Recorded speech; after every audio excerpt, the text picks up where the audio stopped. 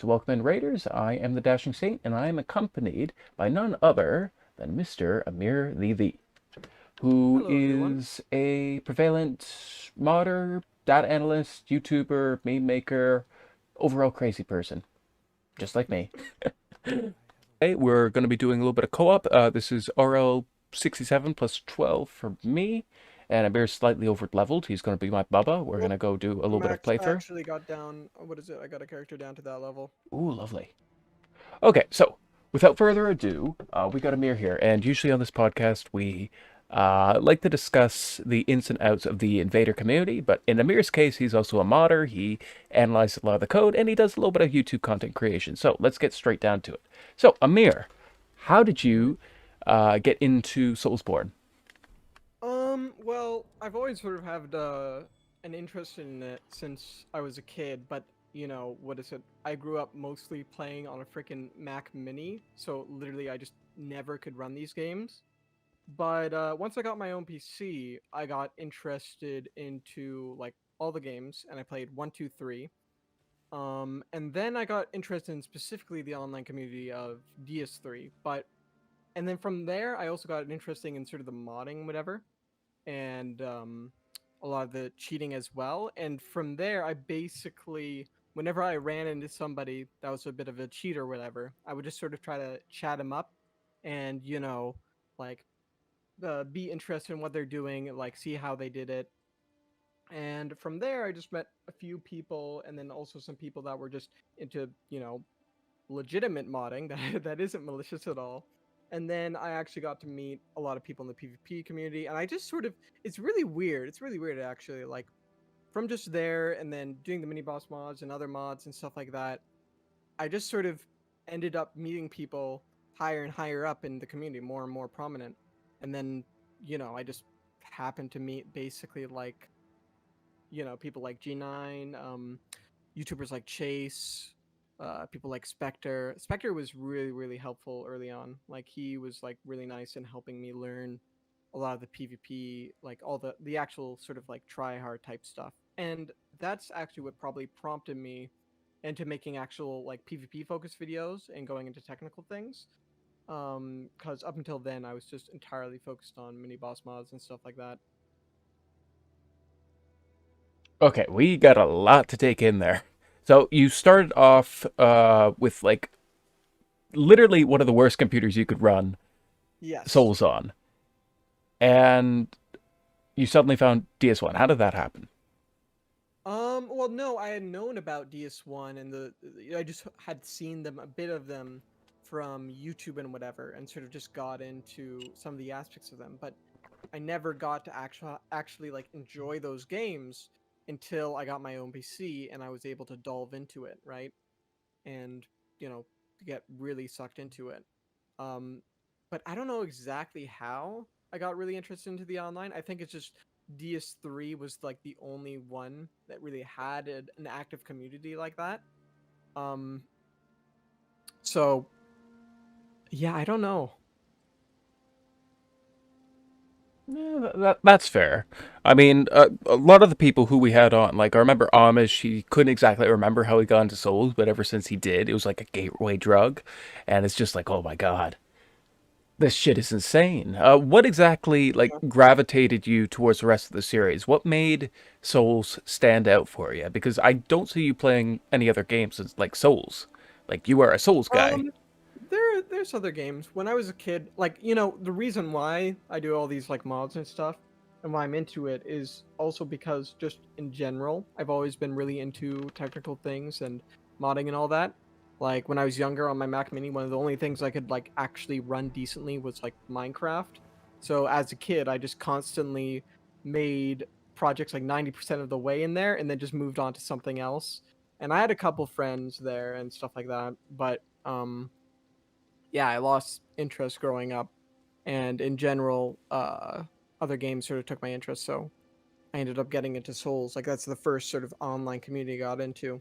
Obviously, I played a lot of different games along the way when I got a PC, but yeah, Souls is like the only online community that really actually sort of felt welcoming, and then also like just interesting enough because it had this sort of opportunity to mod. Like if Elden Ring was my first Souls game, I probably would not have really actually, like my first online Souls game, I probably wouldn't have gotten to this stuff because I wouldn't have been able to easily mod it without that, like, those first steps of like disabling the anti-cheat or something, which is a big barrier to entry for like your average Joe who knows nothing about it, you know? Have to Like even go. if it's just a text file thing, what is it? It literally actually like reduces the cheating by like 99% compared to DS3. Yeah, and like DS1, like we had no anti-cheat. I was there for like day one of Dark Souls on PC. It was a fucking nightmare. Okay, so like Dark Souls 1 had no anti-cheat. It was like no Yeah. man's land. You would get regularly curse staggered. It a lot of people took off with Dark Souls 1. Like I know Oro, Peeve, but then you also got people like Malcolm Reynolds, and it's like, oh no anti cheat, huh? Huh? In like Hmm. 2000, like we had early anti cheat in like 2005, 2006, in like the really old games like Team Fortress 2. Most people remember that game, and so Souls not having any anti Yeah. cheat, it created a very interesting environment for a lot of people. Like you had a lot of people who just went out of their way to like abuse everything, and then you had people like yourself who took a look at it and like, huh, I can get creative with that. I'm glad Hmm. you ended up being the latter and not the former. Yeah, what is it? Definitely along the way, just especially with me not understanding the things. Like my first boss mods, what is it? Like I didn't understand how the networking worked and stuff, so people couldn't see them. And it was only until I actually, met some people that were interested in what I was trying to do and were, interested in helping me test it or whatever, that I was able to sort of actually like develop it and then make sure it's something that would be, entertaining enough for people. But then even past that, I eventually sort of came to the conclusion that it was not really nice to subject people online in general to it, even if it was like a boss that 90% of invaders would come in and they'd be like, holy shit, this is cool as fuck. I want to fight this. Even if there's just 10% of people that are like, what the fuck? I just want, this regular online experience. I decided, well, okay, yeah, I'm going to do this invite only then. I'm only going to fight people that I'm summoning with this? Especially when I got into the PvP community and saw how much like cheating there was and how, um, how people like sort of wanted people to be held to standard there. Yeah, Souls was weird that we kind of like set a standard for what is okay and what isn't. Like a lot of people would be Yeah. like, "Oh, all glitches are bad," but Dark Souls 1, a lot of you people probably weren't there for Dark Souls 1. Dark Souls 1 PvP is probably like one of the most blandest PvP on paper. How it functioned, completely different. Why? Because you had roll escape, roll backstabs. You had like a tiny bit of like invulnerability so that you could avoid getting one shot. You had invisible pursuers. Because the glitches were in the game, it made the PvP more interesting, which in comparison to the other games, it's very highly Yeah. debatable. So like one really good example of that is toggle escapes. For example, so toggle escapes, the reason why they were so useful is just because I'm pretty sure hit stun was determined, like the length of it before you could escape was based off of damage, like how like percentage of damage versus health. Yep. And that ended up making it so basically, you could just be infinite stunned unless you toggled. So toggling was just sort of necessary, and like you said, it made PvP more interesting because it wasn't just one hit, it's done. But the thing in DS3 is they didn't just keep the glitch; they actually came up with a better system. They basically implemented the system where they have certain things that are intended to true combo and things that are not intended to true combo, and then in the case where something is able to repeatedly true combo into itself, they had a backup system that basically just, the more hit stuns you acquired before escaping or doing any other animation out of it, it would let you escape earlier and earlier into the animation. And once you got 4 points, you literally scraped frame one. Mm. And yeah, that was basically just like an intended evolution of the system. They obviously saw it's wrong that to the point where people needed to use that glitch to actually make their PvP functional. So they made a better solution. And since the game's just overall more solid in that way, where the developers are aware of the possible problems that can come from not like figuring everything out with PvP, glitches usually would end up being more of a negative rather than a solution. I absolutely agree. That honestly, I was looking for like something that I could disagree with, but hot damn, I can't really Yeah, add. I'm trying to struggle. I'm kind of struggling to find anything like certain glitch casts. What is it like? People have varying opinions on this, Mhm. right? Certain casts definitely. What is it? Some of them are just absurd. Like the what is it? I think the worst one by far is the bestial slaying into what was it called? Honed bolt. Yeah, That could frame trap you from like 10 meters away, basically, right? You'd roll backwards from the honed bolt, or it doesn't matter what direction you roll, but you will get frame trapped by the follow up hit because um, it just instantly shoots onto you. yeah, and But it has something such a like big range of 8 character spaces, and the fact that 90% of people are at the Boil Prawn Shack surrounded by fucking water. Yeah, that's gonna hit you regardless. yeah, it gets pretty absurd. But then there's things like the carrion slicer into Comet, which a lot of people don't like. What is it? Like I have this disagreement with G9 on it, where basically it can frame trap, yes, if they roll into it, but beyond a certain radius, the bullet has already traveled so much that it can no longer frame trap. So the window's already very small for it to frame trap, and mostly it just sort of catches people off guard in terms of like not expecting for the comet to come out. And therefore, already you're not supposed to roll into Slicer because Slicer, if you just do a second swing, it just frame traps. But Comet just basically allows you to have like an interesting sort of chain cast there because you can hit them if they're caught off guard when rolling back, right? Or if they roll in, they still might get hit by it as well. So it was pretty strong, but like Pure Carry and Slicer honestly is like still stronger and more optimal than that. So it kind of felt unnecessary for them to remove it, but I guess ultimately they didn't intend that, it's not too bad. And I do sort of understand the sort of like how like Comet already does a bit more than Slicer, so I guess like yeah, it does a lot of damage out of nowhere, so you can make that argument.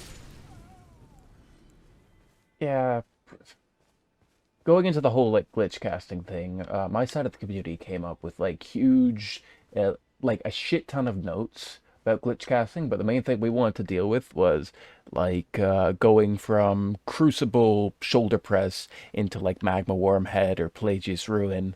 And From took one look at like what we sent them and was like, you know what? All gone. It's a glitch, not intended. But they did like a half-ass job of it. You could still do it out of like jumping attacks, which kind of upset me. Like we gave him essentially the perfect guide Yeah. if they wanted to do something with it. I personally like helped out with some of that data, and the takeaway was it's bad. Meanwhile, the more pressing things that we had sent to them months previously still not taken care of. The hat trick, where you can go from 0 HP to like 1,000 in a few seconds of just toggling, still in. The FP regen glitch, which is still not fucking public knowledge, thank God. Otherwise, we would be dealing with not with just fucking shit on console, still in. It just seems like a bit of a Oh, curveball I effect. won't say what is it where I saw this, but I think someone has actually revealed that in a YouTube video. I don't think it's in the title either, so people would have trouble finding it. But yeah, let's hope. What is it? That's not found soon, Hmm. or like spread soon. I'm waiting at the grace, Amir. Are you coming? Yes, I'm just almost done assembling the Ashes of War I want to use. Oh boy. Okay. Let's move on to our next set of questions. So we spoke about like frame data. Let's talk about EAC here. So, for those of you who are not stuck on a PC and actually only get crashes once every 4 hours, as opposed to once every 40 minutes, EAC stands for Easy Anti-Cheat, and it's essentially the band-aid on the RCE exploit. Now, what are your thoughts on how EAC was implemented and its current effects on the game for PC, Amir?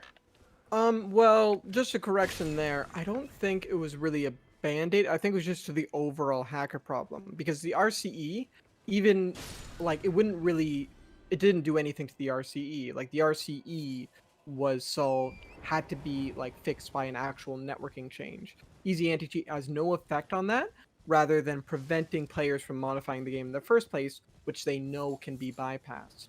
So I think it was just an overall reaction to that. We need to secure this game. We know we don't want to have a big hacker problem on release, so let's slap this on.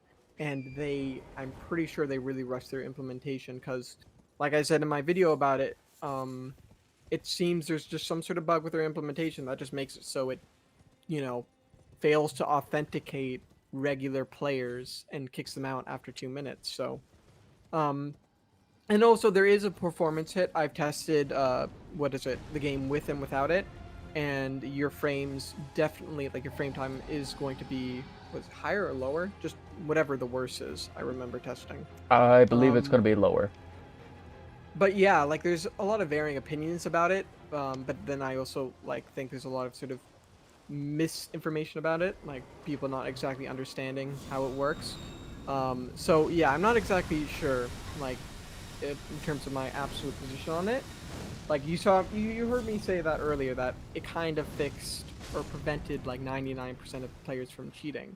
But it is sort of a band-aid in the sense that it allows them to sort of avoid, fixing the actual exploitable parts of their games online, since it's basically a single player game, like with a single player game state, but like with like multiplayer features, right? There's no like rollback netcode with the game states and whatever. It's like the multiplayer functions are kind of have been tacked on since Demon Souls. Yeah. I would say that if I could reword what I was saying, it's a band-aid on an open wound. It's Yep. just it's just there so that people don't have to look at the wound, but it's still the cut's still there and it's not healing up. Although I will say one thing about that, there's still definitely a wound there, but Elden Ring actually, in terms of like netcode exploitability, it's actually the least vulnerable in the series so far, because someone, sent some, basically a report of a lot of these exploitabilities, like from just the code of the network test to through a Bandai ticket, and that ended up getting the game on release a lot more secure than it could have been. Like a lot of things you could exploit in DS3 with the netcode by just sending packets no longer works. And in this most recent patch, 1.05, they actually silently patched Curse Dagger.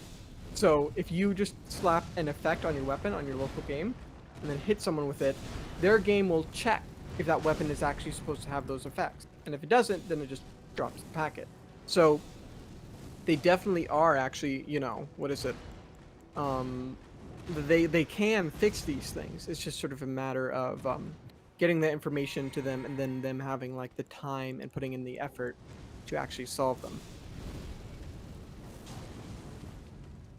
I'm glad that somebody outside of our community brought that up. In fact, Well, that was well, an issue that I knew very little about the curse dagger because I was aware of people doing Deathblade, but straight up curse dagger, news to me.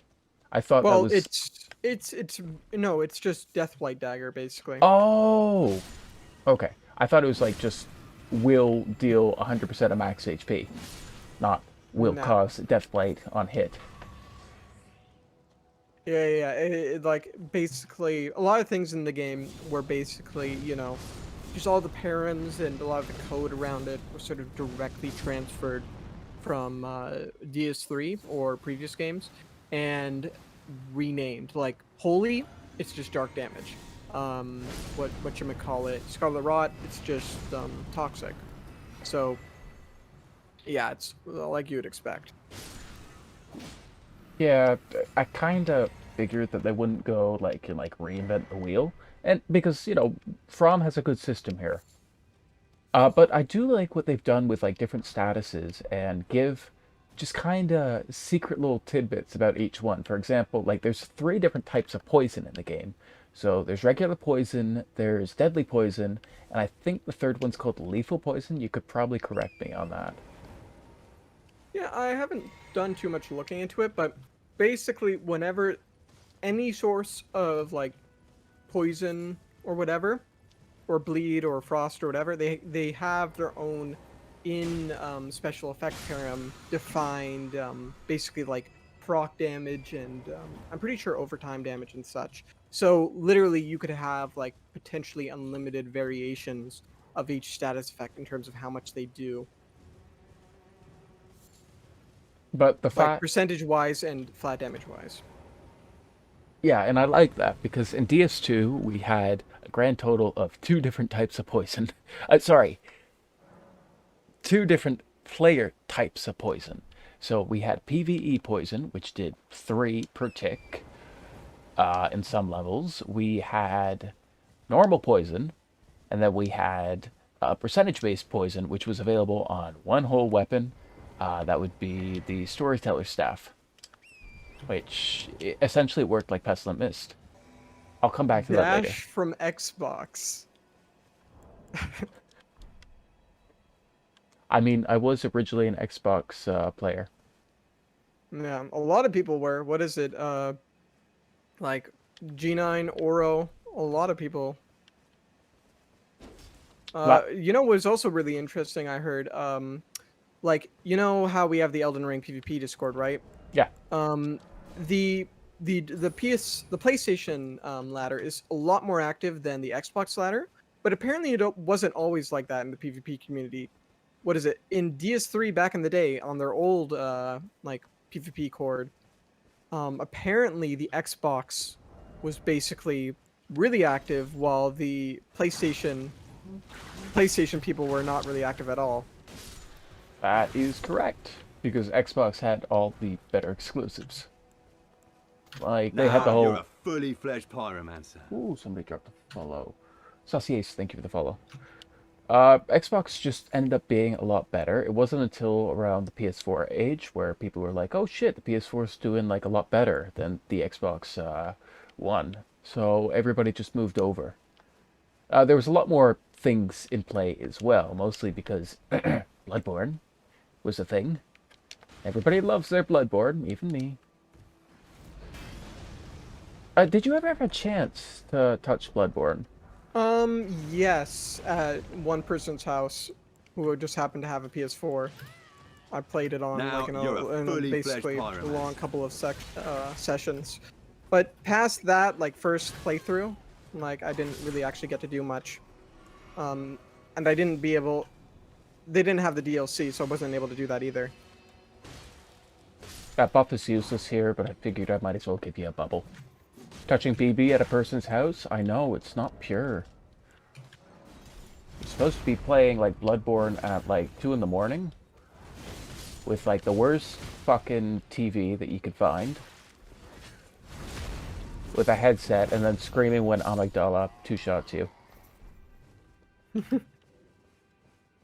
Oh, sorry. Let me correct one thing. When FRC Amygdala two-shots you. Here. Um, Let's huddle together for warmth like penguins or gankers. yes, that's how they work.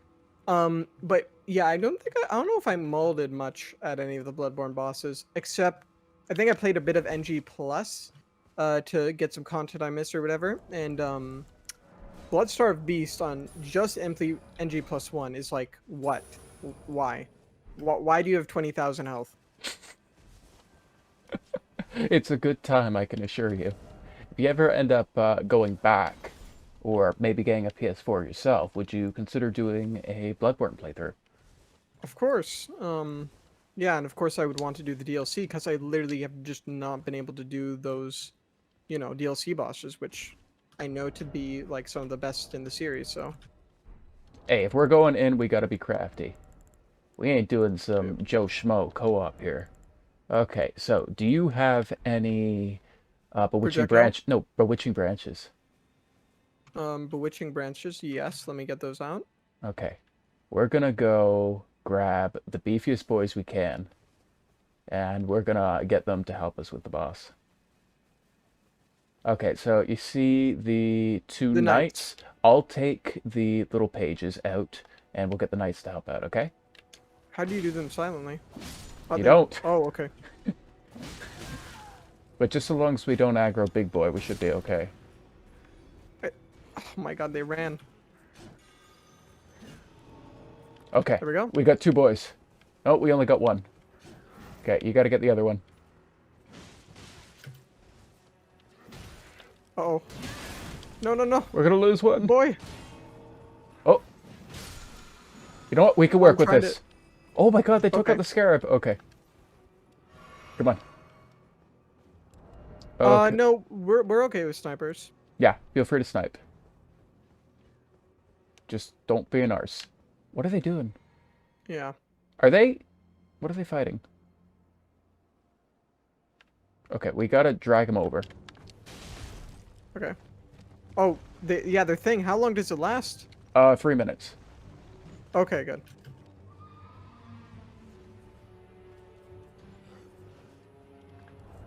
Take up arms, lads! Here, I'm gonna distract him for him. We got a live one.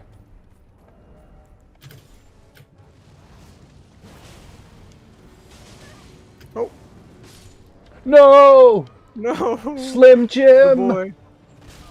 We lost fucking Jim! Timbo, go get him! Holy shit, Timbo does a shit ton of damage. Aw, but we lost Timbo too. Fuck it. Let's protect our last one.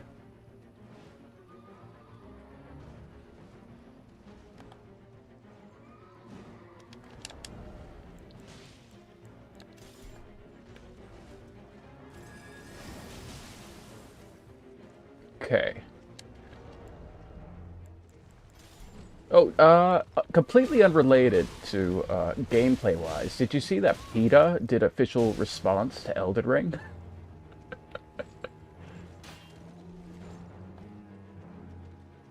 Amir?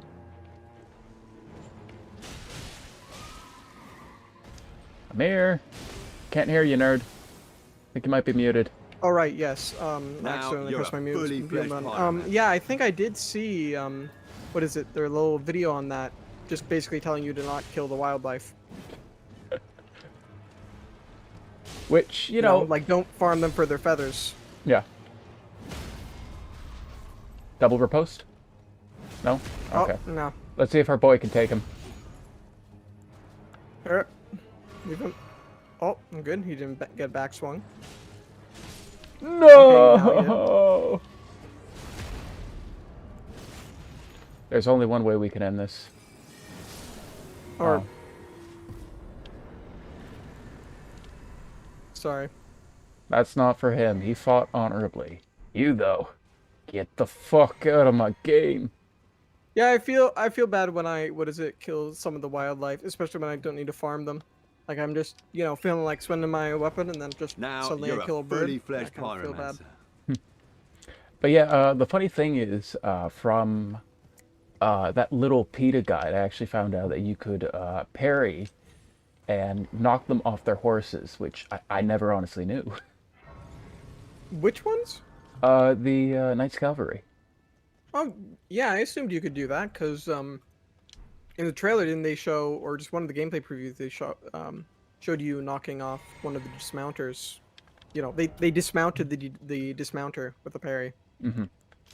Oh, Do you want me to place my sign back in the same place or? I'm over at Eltis Junction. I just got invaded, so I am gonna do the reasonable thing and just hope I don't die to twerking potboy. I think I need a ride over there. I think, like, I got all the graces past that, but not that grace. All right, bud. I'll fight ya. Ow.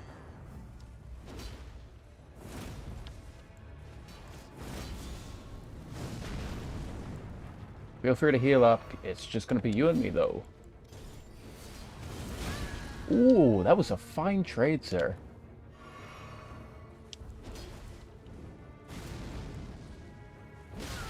Ooh, I like that.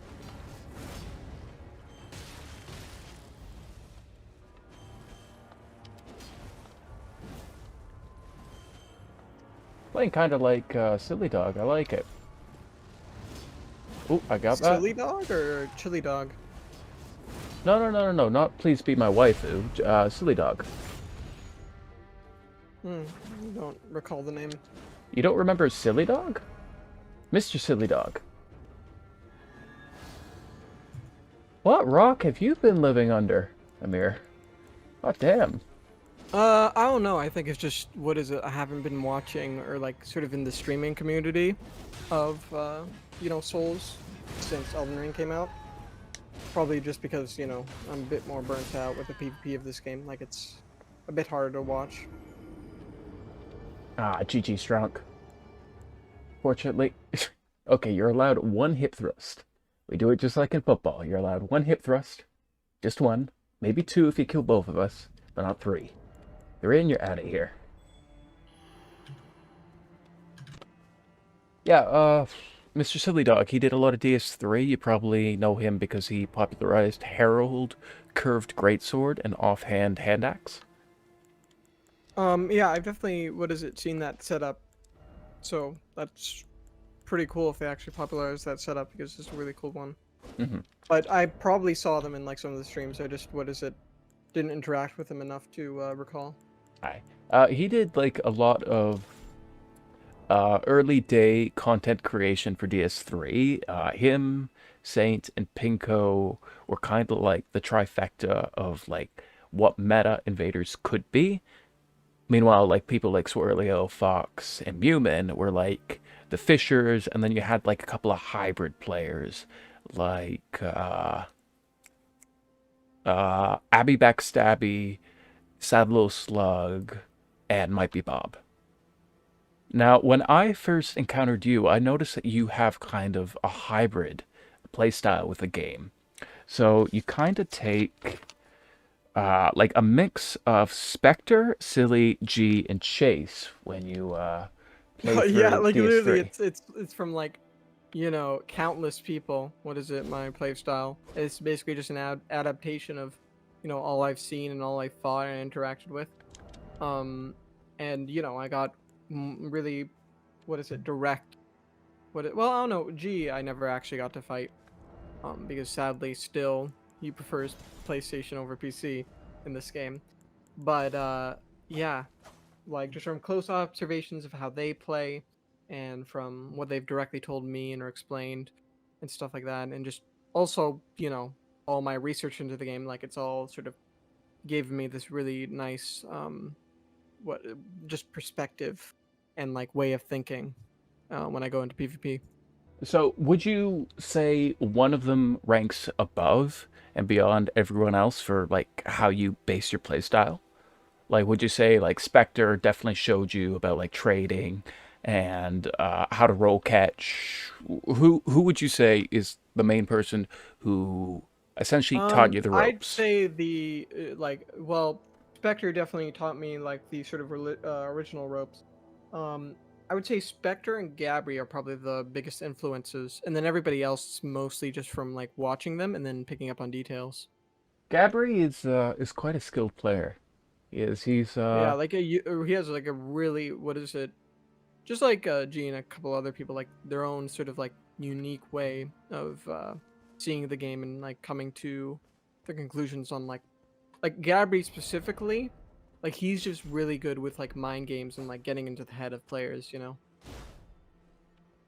I think I fought Gabri a grand total of 5 times, and the playstyle he reminds me the most about is there's this like deep south streamer. His name escapes me right now, but like he used to do like a shit ton of tournaments. He was like one of the top players. Occasionally you would see him doing like PS4.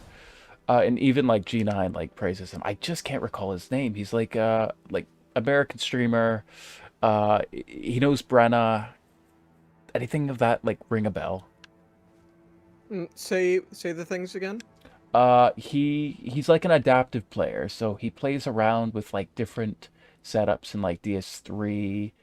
No, not Dante, not Dante. Uh, I, he's got like a very. I gotta actually go through my list of streamers that I follow to actually find his name. Cause like when I fought Gabri a couple of times, I'm like, holy shit! It's like these guys are like from the same branch of like PvP, and it felt weird because as you start to like slowly get to know parts of the community, you start noticing that some players have a very distinct play style. And then you see it in like others. It's like, okay, was that like an inspiration, or did these people come to the same conclusions just at Yeah, like different that's like speeds? a thing I wonder a lot of the time. Like some players, it's amazing how some players, like while they're like so isolated, like purposely not, you know, merging with people in the community, they've like still come to some really knowledgeable places in terms of like how things function. Like for example, after I made my backstab video, I talked with what is his name? Mockfell. Hmm. uh and he's like a very well known like player. He basically is the wing knight guy with the like 300 ms 4 prong plow and what is it, a dagger. And he has like a really unique he's just really good at fishing, especially at that amount of latency and understanding it. And then when I what is it, got to talk to him once and fight with him, I asked him a couple questions of how he thinks the system works, and it aligned pretty well with how it actually worked, even though he had never looked into that, you know? Yeah, that sounds about right. These it's so interesting that in this video game culture where a lot of people go to their favorite streamers and follow them, a lot of like the people that stand out just kind of face fucked the game for long enough and found what worked on their own. And I think that's like one of the coolest things about Souls. Everybody finds the game to be their own teacher, and we each learn like different shit. Like you could have somebody, let's just give an example. The Elon Musk build in Elden Ring is like the mage with Yep. Moonveil, and a lot of people fell to that route, but other people found like Uggs and jumping attack and power stance, and it's just Yeah, yeah. Like the game conditions, like basically, it's sort of like, sort of falling under the weight, where basically you can't really proceed until it's, sort of easy to, and then you just realize this weapon is the easiest to helping me proceed, right? yeah. And like on my first playthrough, that's what I found with Moonveil, right? Hmm. Especially since I sort of went the magic route. So like it was like the path of least resistance. So just and then I realized that, wait a minute, actually no, there isn't like a million other things like this that are as good. It's actually one of few, and it was just because that weapon was so good, so like disproportionately good, that I stuck with it. I just remembered going through the list of streamers. I remember the name of the person who I was talking about. Painted Phantoms. Painted Yes. has like the really unique style of he goes off of pseudo combos, and then how a player reacts to that pseudo combo the first time, he'll set it up a second time, and then he'll condition the player to do exactly what they did before, and then he just unleashes a whole different playstyle on them. It's one of the coolest mind fucks I've seen. I know like three other players that do similar shit. That's Abby Stabby, who's kind of like a hybrid player who used to go by the name Rusty Greatsword, Fell, who's in chat, and Posse, who doesn't play around as much. Yeah, what is it? That's one thing I always theory crafted a lot in DS3, is that sort of alternating thing. And Painted definitely is like probably the best player that sort of had that down, sort of that, conditioning players into a certain behavior and then alternating with that different behavior. But I definitely had a bit of difficulty sort of getting that down, and my playstyle never really like integrated as well as like he did.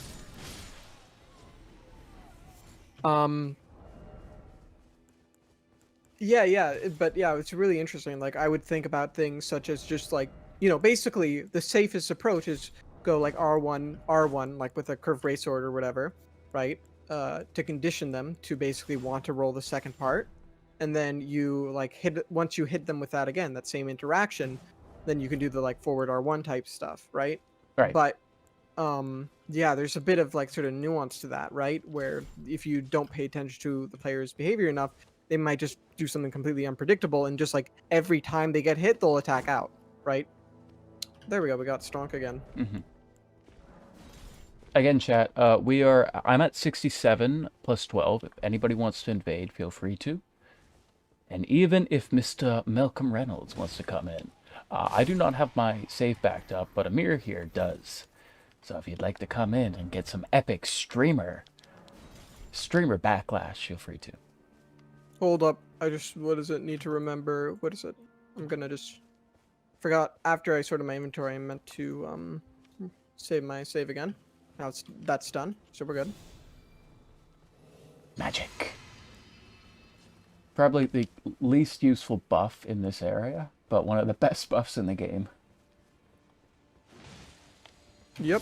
So you played a little bit of DS2, and you've played DS1, and you've done a shit ton of DS3.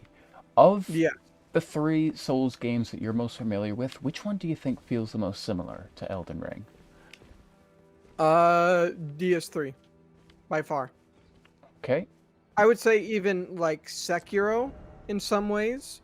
I don't know if I could say that, but like in terms of like the actual technical things behind it, Sekiro feels closer than DS1, and then DS2 just feels so much farther because I know how technically and just mechanically and everything it's from like all those games, right? Oh, hello, that's a person. Is it? It looks like a man with a jar on his head. Hello, jar boy. Well, that's not good for you. Oh wait, these both had hit some points. Interesting. Yep. So if I hit them with both, they get an early roll. But if I roll catch them, then I'll... Oh, okay. I picked 2-minute disconnect. I'm sorry. Yeah, that was entirely a chosen decision by you. Yes, yes. I was like, you know what? He's too strong. He rolled my Loretta's slash, so That is obviously he's not allowed. hacking. He's hacking.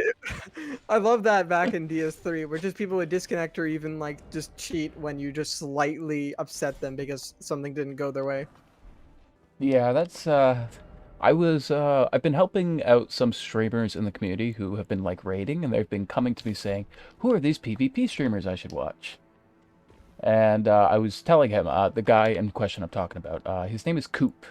He's been trying his hand at Elden Ring PvP, and he's doing all right. But he's like, oh yeah, I've been having like tons of people disconnecting on me just for no reason. I'm like, is it a disconnection or is it just 2 minute? And he says, no, no, no. Like 5 minutes into the fight, I kill the Phantom and they DC. I'm like, I actually haven't seen that shit since like DS3. Have you encountered a lot of people that are just Also, like... they may be missing something. If another Phantom joins in or anything, they can disconnect that player. For example, what is it?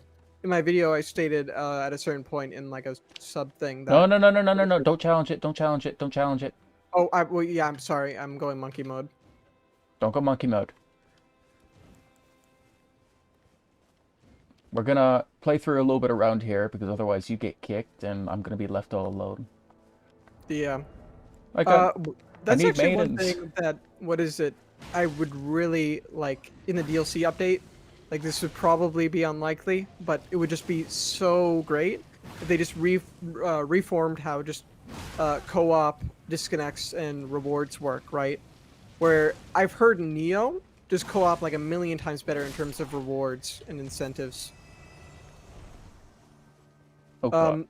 I didn't look into exactly how Neo does their system, but someone like mentioned it after I proposed some sort of like score system, which would basically like, instead of having it so just once you kill the boss, that's the only way you get your reward.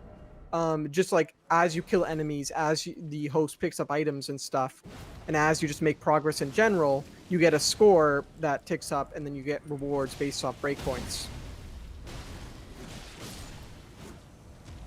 I dabbled a little bit with that system, and it does look interesting.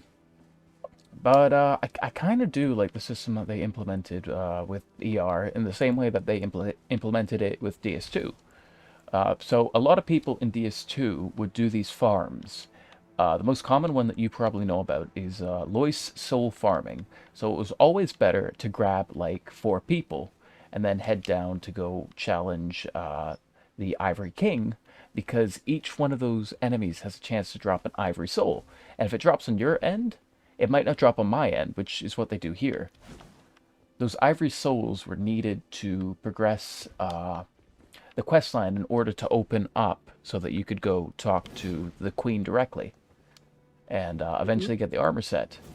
So I like what they did here, except the big takeaway is farming a lot of the stuff. It would be okay if it weren't for the fact that a lot of these consumables and items you can only get like one time a playthrough. So a lot of Yeah. people know the pain of artery leaf farming. Like Draco here definitely knows about it. And it used to be that you could... Holy shit, these slugs do a lot of damage. It seems like they slow you down too. What the? Yeah, That they was get fat really roll. weird. They get fat No, roll. no, no, no, no. I healed out of like the stun animation, and it gave me full running speed while I was healing. I just had that too. It looked like I was bow glitching almost. Here, I'm gonna save that recording real quick. Yeah, I got it. Could somebody clip it on my end too? It looked like I was just like doing a running chug. Here, let it... I'm gonna let it hit me. Here. Well, I'll leave. We'll leave Yeah, one. yeah. It's moving like a little bit quicker. Oh my god, slugs are actually gods. Here, and then leave. What is it? Okay. Okay, we got one over here. Okay, just Hey, church thank guy. God for jumping tracking. Okay. Okay, actually, no, we have a couple more. It's slug bot. No, don't touch it. No, there's one here. Slug bot. Here, look. Why? Here, spit at me. Spit at me. Yeah. Yeah. It freaking unlocks your running movement while what is it, healing? That probably applies to anything that limits you to walking. So like, what is it, or slow walking. So like, let me see if I can do it with another consumable. Like, No. I got a better idea. What if we do it with incantations? Oh my god. No. Sitting ones don't work. But what about ones that we're stuck standing It still? has to just limit you to walking, like a buff. No. It lets you walk. Wait, do that again. Okay. I still technically have the effect on me. Yeah, it lets you walk Yeah, it lets you before walk get... in this section until it's, full stops you. So anything that, slows you down. Yeah, so I got an idea. Slug me, please. Slug my balls. Okay. Yeah, it gives you like a running animation before you get stuck, so I wonder if you can use it to cancel out. No, Like, no, you maybe can't if you get cancel a out. pivot. Yeah, if you got a pivot on it, do you got any Nah, it's incantations? because the pivot cancel like worked off of just movement in general. It didn't need to be a certain tier, really. As long as you were not like not allowed to move at all, then. But it might be fun to like, what is it, Taunter's tongue here, just so you have like, what is it, and you just like take the spits so you can do funny tricks on people. Spit tech, alright. I'll take it. Bro, Slug best of 9 my gank when we can do like fucking all of our spells done quicker with like 6... You know the moment we make like a video about this, there's going to be like a couple of gankers that are just going to set up shop here, wait for their streamer to come through here, and then just And then like do a make the little funny troll. expose video. Yeah. Exposed by running. Slug my balls, G9. Exposed. Yeah. Try and heal punish for this, and we're just like sprinting full speed away. Sha, so funny. Oh, and then I'll tell you what's gonna happen. Well, like, your PvP streamer is going through. They'll forget to kill one of these things. G9 is just gonna stand there, and then each and every one of them is gonna get fucking death-blighted. A counter to the expose. Ah, thank you for the Surprised we clip. haven't gotten too many, what is it, invaders. Anybody but Strong. Oh shit, I forgot to use the true trick with Taunter's Tongue. Is using it in the first place? No. No, you gotta. Retoggling it? No. This is what you gotta do. You see, this is an old trick in Bloodborne. So on Bloodborne, it was very difficult to farm stuff. So what happened was, we started sacrificing players in the Chalice dungeons. And we found a deity that would take our sacrifice. We call him Thutato. So this is what we gotta do. We gotta do a prayer. Okay, I don't actually have. Oh, I do have the prayer gesture. O Thu, or some say Thutato. Do you hear our prayers, as you once did for the vacuous Ronald McDonald? Grant us fries. Grant us fries. Okay. Told ya. And I wasn't even taunting tongue. What the... Man, and it even attracted Linus, specifically.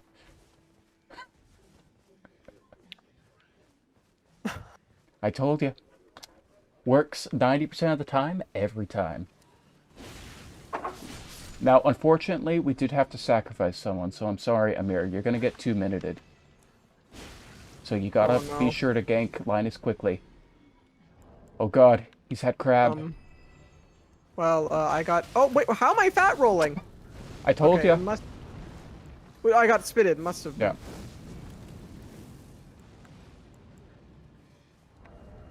I can't even run. Oh, you're right. Okay, now I can put back this talisman. Hi, bud. You're running a physical build. I can tell because when you did that attack, I didn't see lightning effects. Now, he could swap over to a lightning weapon. Spinny, spinny, spinny, spinny, spinny!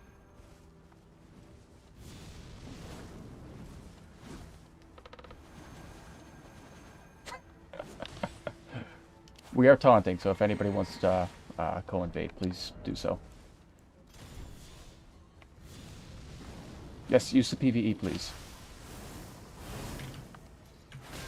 Ooh, very nice.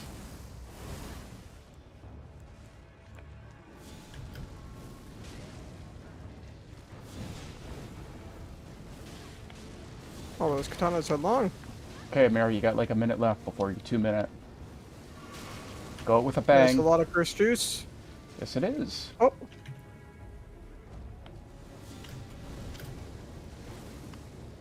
Oh, no more death blight. Got 30 seconds. Make it worthwhile. Shit. Oh my god. Did you get death blighted? Yes, I did.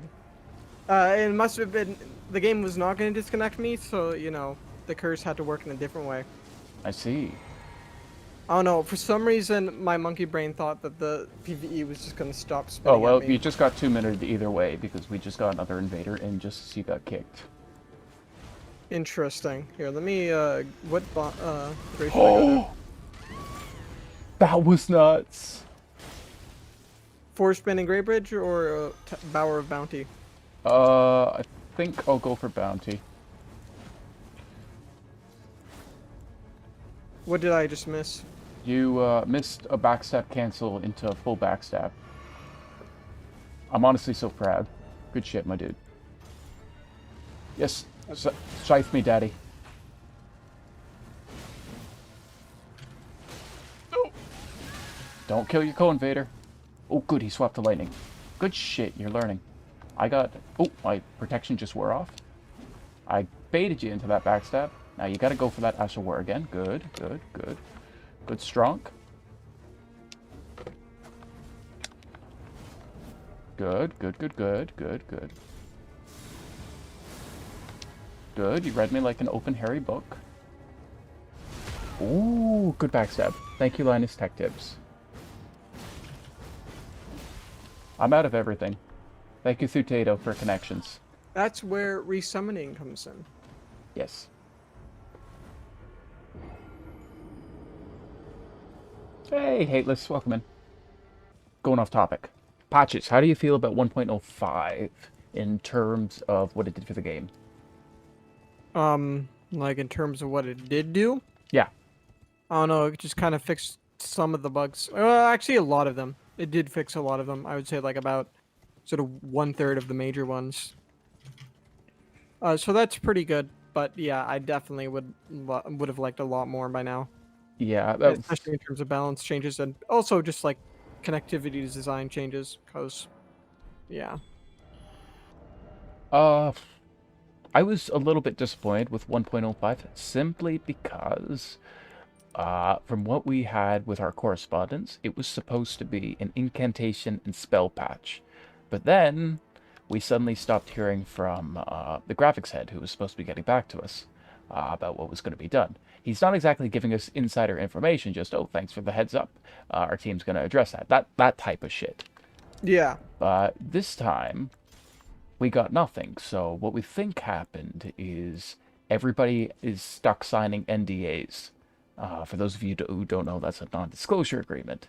So what we're thinking is they're working on something big.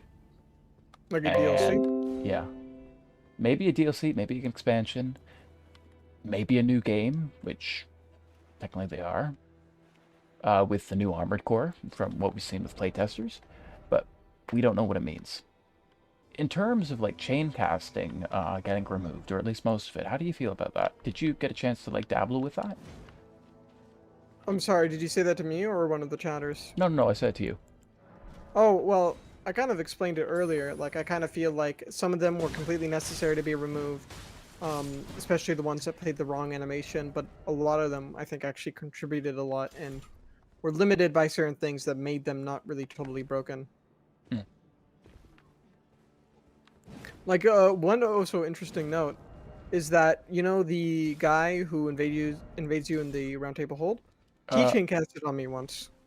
yeah, Ensha chain casts, which I found like really odd. Uh, Yeah, he did, frickin', what is it? uh, Briars has been into, oh, you're talking to it. Alvarij. I Yep. thought you were talking about Ensha, because Ensha chain Oh, casted on me once. Oh oh, shit. what spell into what spell? He did like a gravity pull magic into, I think, rocks, which was weird. Hmm. Like instant startup. I could, Gravity pull into rocks. Like, it instantly transferred animation? yeah. Can players do that? I'm not 100% sure. And it might have changed since the patch. Yeah. Yeah, someone might have to Oh test that. shit. Maybe it's a counter. He's got a tactical RPG. Run! Also known as a Ballista or Jar Cannon. No. No, no, no, no. Tactical RPG. Is that the shield? Nope.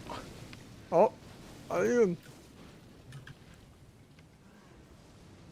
Got an idea. Do you got anything to boost your death vitality? I should have a talisman, but I'm not sure if I have it on this character. If I have it, no, I don't have it equipped, cause I didn't think about it. Okay.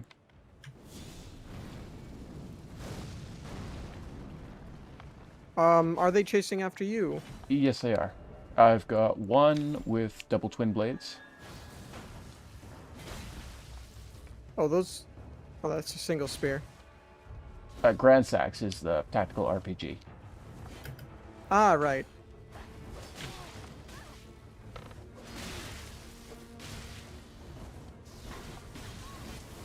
Okay. Let's bait and switch.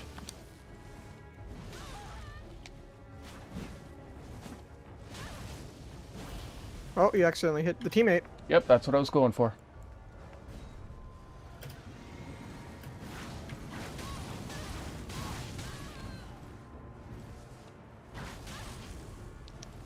That was weird. He had no effect show up from the. Okay, Oh, watch out. tactical RPG.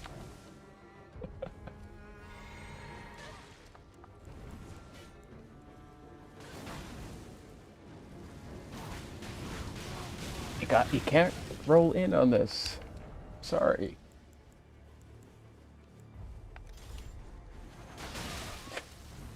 That does no damage, I apologize.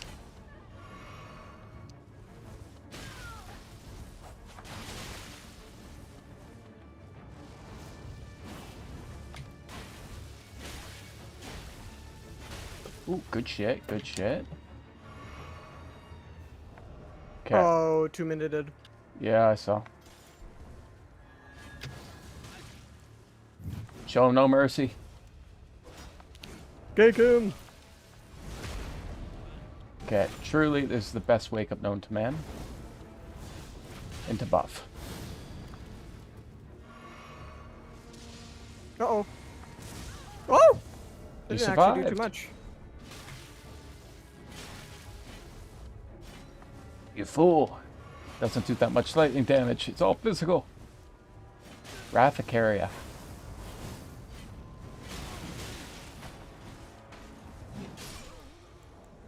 GG. Very nice. Okay, some of these guys, we gotta finish off these guys. Actually, Yeah. no, they're not just finish off, kill, because, what is it? Some of them actually still have, like, full health. Here, let's Yeah. sneak up and do a posture break. Okay. Boom. That'll do. Oh, To watch our out. east. Oh, that's to our big. east. Yeah, I could hear him sneaking up behind us. I'm like, let's just go with this. See how Amir does. No. Let's keep him alive for a bit. Wait for him to have some teammates. Yeah. I'm gonna swap over to a +0. You're gonna be shiny. Bo? You're gonna be shiny. You want to be shiny? Come on. Come on, you want to be shiny. You want to be shiny? Come on. There we go. He's shiny. He's all yours, Amir. There we go. Go catch that Pokemon. Ooh, nearly got Saint Rioted.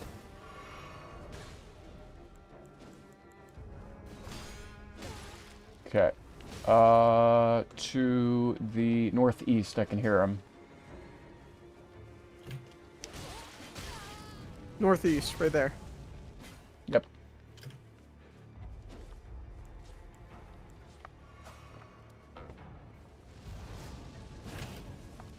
Ah, too far.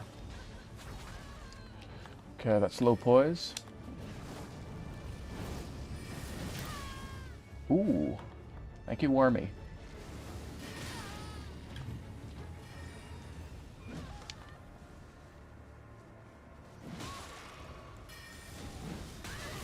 Ooh.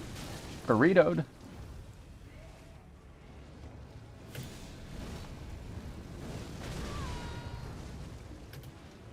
Careful, Amir. Oh my god. My worst enemy, the curse. Oh! Oh, Oh! you still alive? Okay, yeah, don't fuck around with that. That, you know, I've died to this like 2 times already. One as a ganker, one as a co-opper, so. Ooh, very nice carry and Pierther on Wraith. Almost hit me. Ooh, nice poise.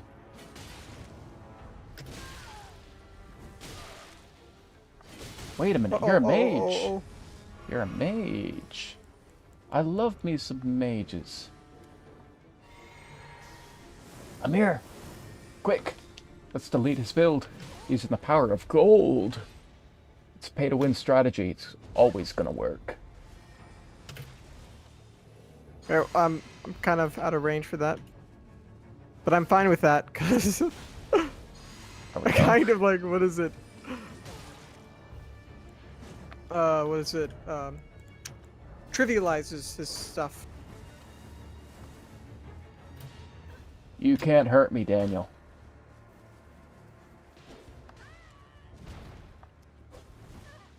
Ooh, that's not good. One of these. Go on, heal up, my dude. Heal up. Heal up. Heal up, please. If you don't got anything, just say so. Do you got heals? Okay, I think he's out.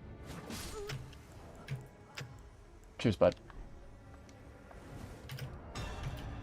My physique didn't have anything because I'm an idiot. Oh, it's all good, Don.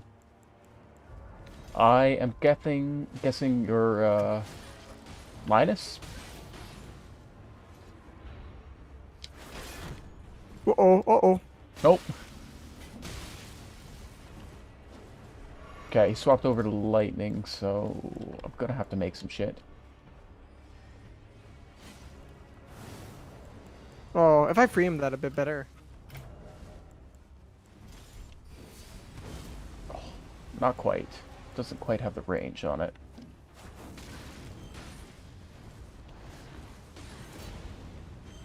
Tracking.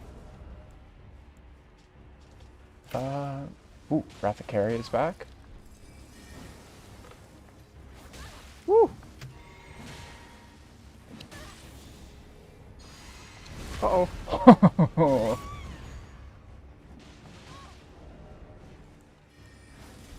Woo!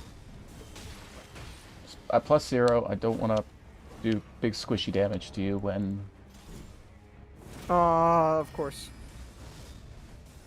You know, I like how the music just seamlessly transfers over once certain invaders are in the world.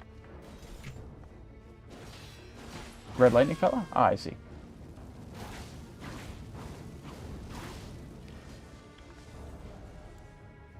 I could have sworn... Oh, yeah, this is my weapon. Ooh. Frame. I'm so sorry. That could have done big boy damage.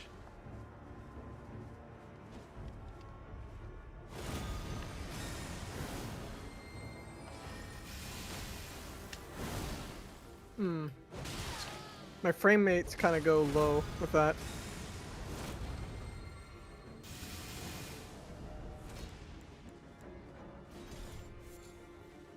Ah, we gotta pray to Thutato. No Thu, or some say Thutato. Do you hear our prayers, as you once did for the vacuous Ronald McDonald? Please grant us fries and perhaps a poutine.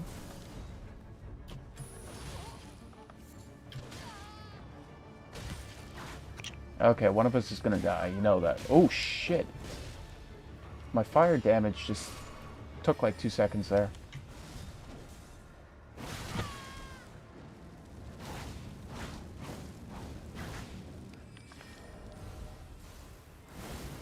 Oh, just barely.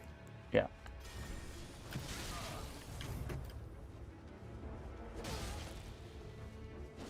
There we go. Told you Thutato's the answer.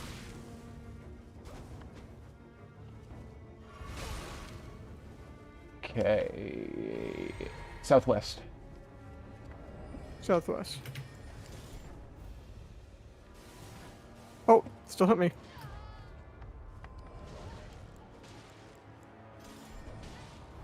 Oh, here it Now comes. you're a fully fledged pyromancer.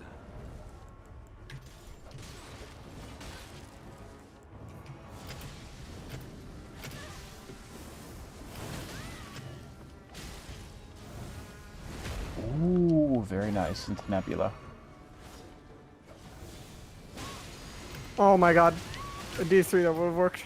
Yep. Oh, I'm dead. I have a chance here. Thought I could interrupt him in time.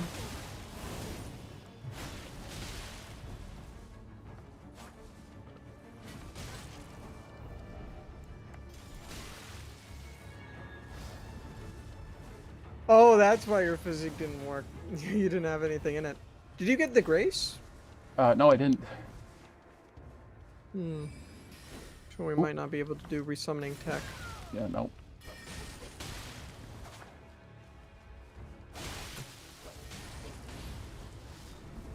I don't like my chances here. Ooh. Ooh, got an idea. Shit, shit, shit, shit, shit. Okay.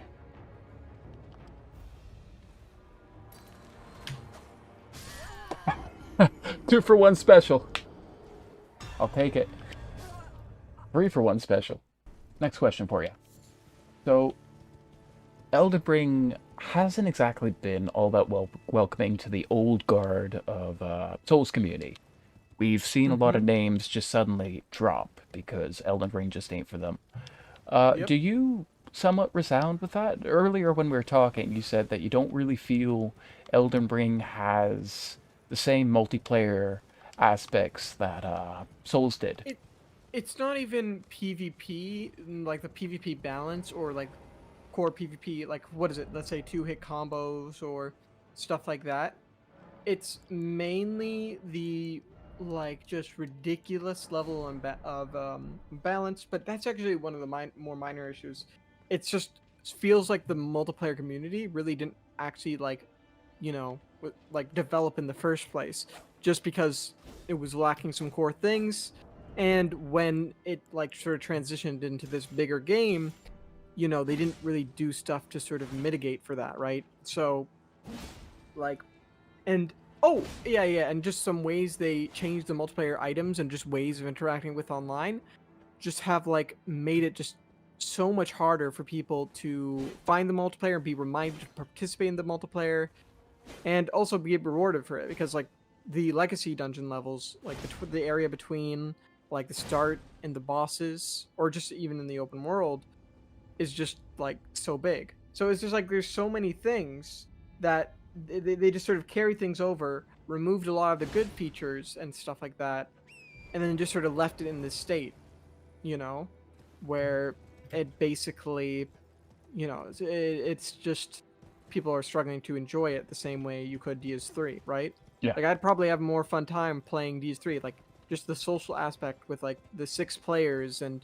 being able to do fight clubs and having more covenants and being able to find people in the first place. It's just like it doesn't even matter if there's too much unbalance there. Yeah, I find that Elden Ring feels like it should have had the 6-player multiplayer. If any game deserved it, it was this one.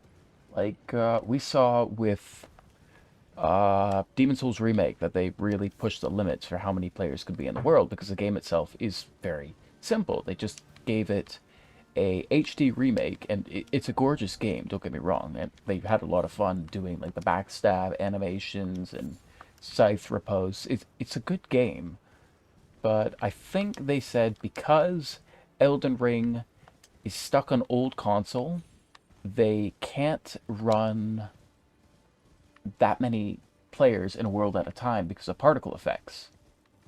I'm heading over to Bower Bunty, I think. Okay, so you should work there. I think so. I think I'm heading in the right direction. Yeah, I'm not entirely sure because it feels like, yeah, definitely they could. They have some really weird performance things, especially on PC. But yeah, I would not.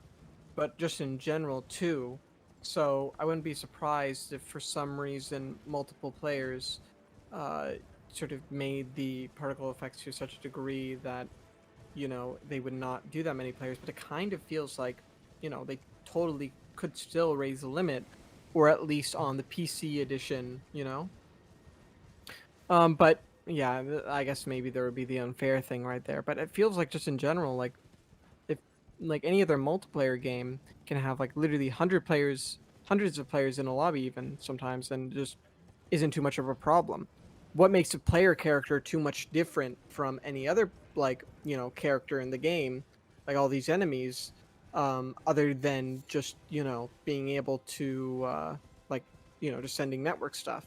Like Yeah, is it network stuff to you said it was the particles, right? yeah. So why would that be? Is it like a certain attack that just has too many particle effects? No, no, no, Like no, if did no. they test 6 players doing it at the same time or something, At or any what? given time in a world, there could be multiple particle effects happening. So you, as a PC player, you know that for those hardcore snipers, what they'll tend to do is they'll have it so the Erdtree is on fire because that particle effect just brings down everything. Yeah, like I really wish they had a way to like disable that without going to NG plus. And Like that because was the entire map is loaded in at a time, not like a low poly version. Well, in some parts of the game, yeah, you get a low poly version. But let's say all of Limgrave. If you invade in Limgrave, you get 90% of Limgrave. You get PvP walls just keeping you off of Weeping Peninsula. That's it. Mhm. So you gotta be loading all that with fully rendered textures at a time, which is kind of nuts when you think about it on being on a base PS4. Yeah. I think actually what if they simply increase the player count specifically in legacy dungeons? That's what I was thinking as a solution, or hear me out, they close off portions of the map and make it so that it's a lot smaller. But then that But already like sort of accelerates the issue of things feeling super seamed. yeah, but then here's the thing. you would only be able to access a region where there's a boss active, and then, to make it even better, offer an invasion effigy. So let's say, for example, we are down here. We can only access down here. Then once Wormface is dead, you and I cannot, I can't summon you in here. So you're just here for Wormface. Mm-hmm. Would you be down for a system like that where, yes, a lot of areas will have PvP boss alive, but it wouldn't be as big maps? Because I don't know about you, but like at high level PvP, you're not going to be using the entire map. You got a 15-minute exchange in most cases for like fights. Yeah, I'm not exactly sure about it because like it kind of feels like it complicates. I feel like other games could have like an open world in this stuff, and just sort of like manage the rendering a bit better, right? Mhm. Like it feels like it's tailored specifically. Yeah, well, it just is tailored specifically on what is loaded from each perspective, basically in or each like collision in the legacy dungeons. But then in the open world, they just sort of say, fuck it for the most part. Mhm. But just that PS5 and PS4 and Xbox issue of not being able to handle all of those particle effects at a time. We've seen what it's done to the PvP. Odds are people have seen the YouTube videos here. But for those of you who don't know, if you overload the 42 particle effect count, it will start to overlap spells. So you will have a fucking never-ending rot breath going on at any given time. Just as an example, and the spell just keeps on going. If it's a spell that can be held down, it will just keep on going, and it will be invisible for other people.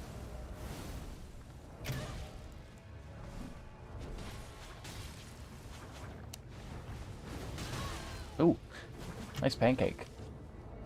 Making Canadian pancakes, eh, bud?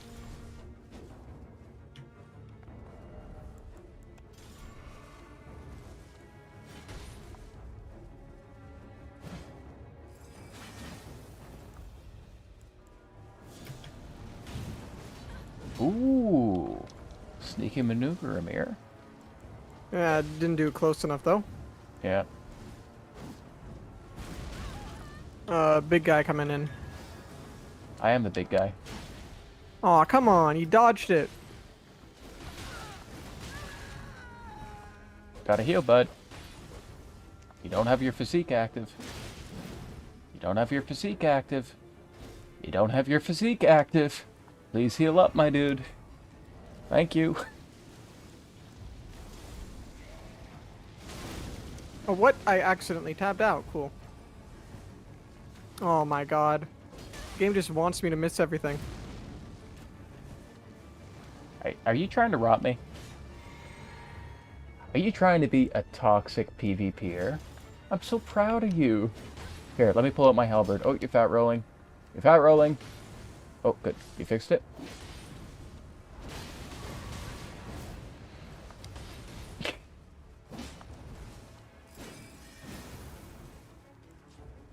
I will drop this game if they don't increase the player limit. I feel that, Rust. Also, welcome in.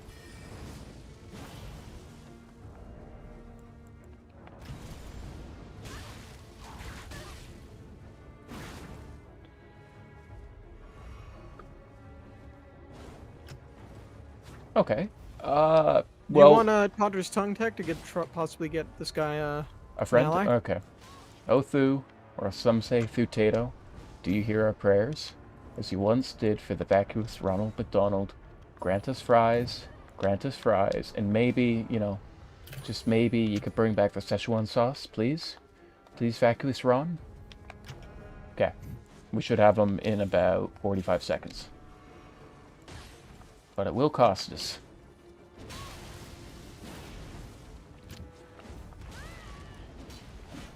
How'd you miss that? Must have been free aim.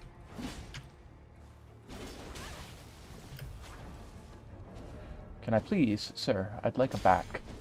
I'd like a back. I'd like a back, please. I'd like a back. I want your back. Give me your back. I'm gonna aggressively fish you like I'm a DS3 ganker. so that I can do my point down BM. Sir, I'd like your back. No. No, I don't want your kick. Oh, you gotta be kidding me. Not these little guys. I think they're just gonna keep on coming back. Oh no. Oh, and there's a big one. It's not that big.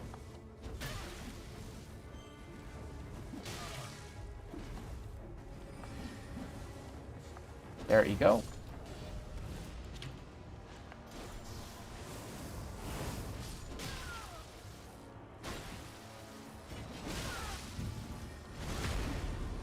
Uh-oh. Oh my god, there's a lot of these guys. No, We there's need to get not. out of here.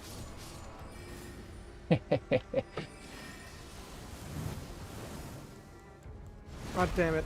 Don't worry, I got you. I made you a bubble.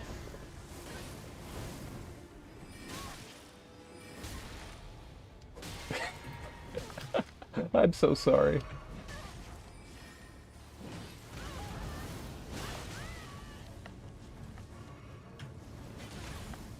Oh Amir. my god, aim punch. Amir is mine and mine alone, you little shite.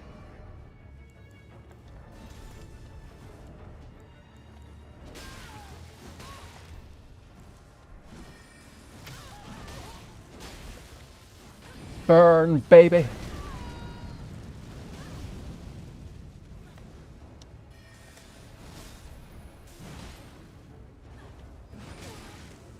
Lot of healing.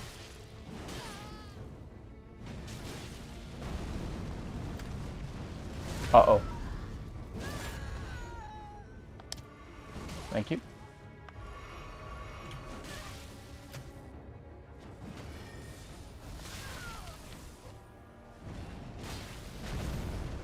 Krakatoa.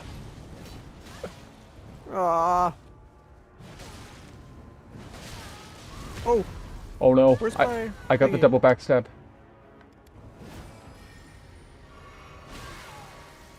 Wait, where's this thing? I don't want to be overweight.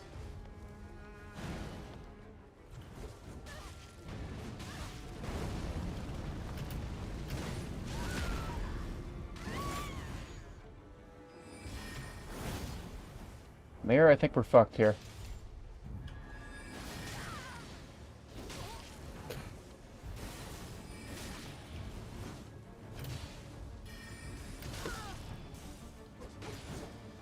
Oh my god, so close.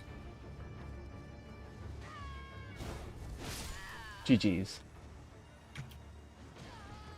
Ah, very nice. Okay, so we're now gonna... GG. Yeah, we are gonna be talking about mods now. So, you actually do development for a little bit of the mods. Oh, well, Yeah, I yeah. should say you are considered a modder in the community. Do you have any public mods, by the way? Oh yeah, I've posted a few on Nexus, but that I haven't been maintaining because it's a lot of work. But some of them are pretty cool. Like I made the actual weapon randomizer mod that like properly switches your weapon. Like gives it random infusion upgrades. There's a lot of options with that. Ooh. Also spells randomized and stuff like that. And then it actually like replaces the actual weapon you're holding as well, not just the what is it, like the sort of physical model. Okay, that's, And there's a couple other, but I'm trying to those are the think of main some. ones. Yeah, I made like a like it worked, but it was probably not like a really solid program, like a sort of outfit manager. Like you would basically just put in the part files or whatever for armor sets, and then you could like undo the replacement. And this was really helpful for people that wanted like cosmetic armor replacements and stuff like that. I get that. And there's like a lot of people, like I know Wiglow does a lot of like cosmetic mods for well, he does like the I know that he did like 2 for DS3. He brought over the Raging Wolf set and he did another one. I just forget what it is off the top of my head.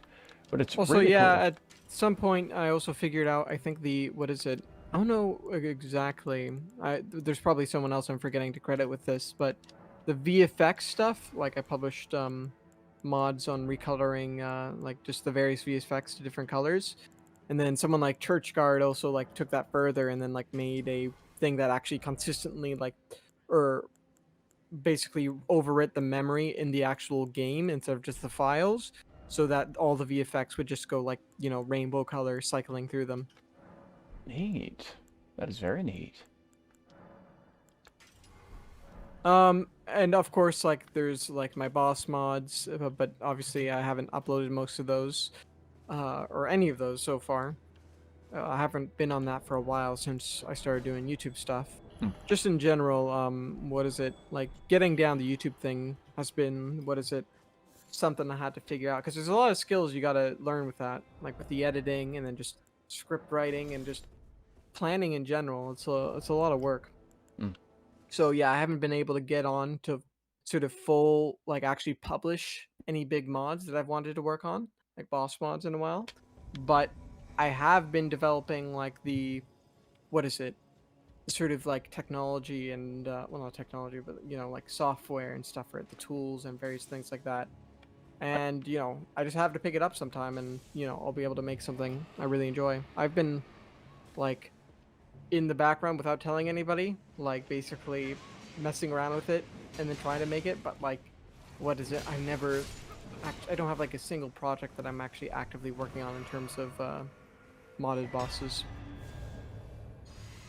Fair enough, fair enough. But the main reason why I was asking you this question is if you have had any experience with the Elden Ring mods. I'm sorry, With I the should have Elden started Ring, off with that. yeah, well, with the Elden Ring mods, I haven't actually tried too much, but I have looked into the modding because I've had to do it for videos and research. Uh, but the like in terms of like the actual big overhaul mods, I have not gotten to try them yet, and general mods in general, like like the survival mod I've heard about and stuff like that. What are But your, you probably have heard, because PC activity has been kind of shitty, but with the uninterrupted co-op mod, what are your thoughts on that one? I really like it. What is it? I think it's probably like the best co-op experience you can sort of have.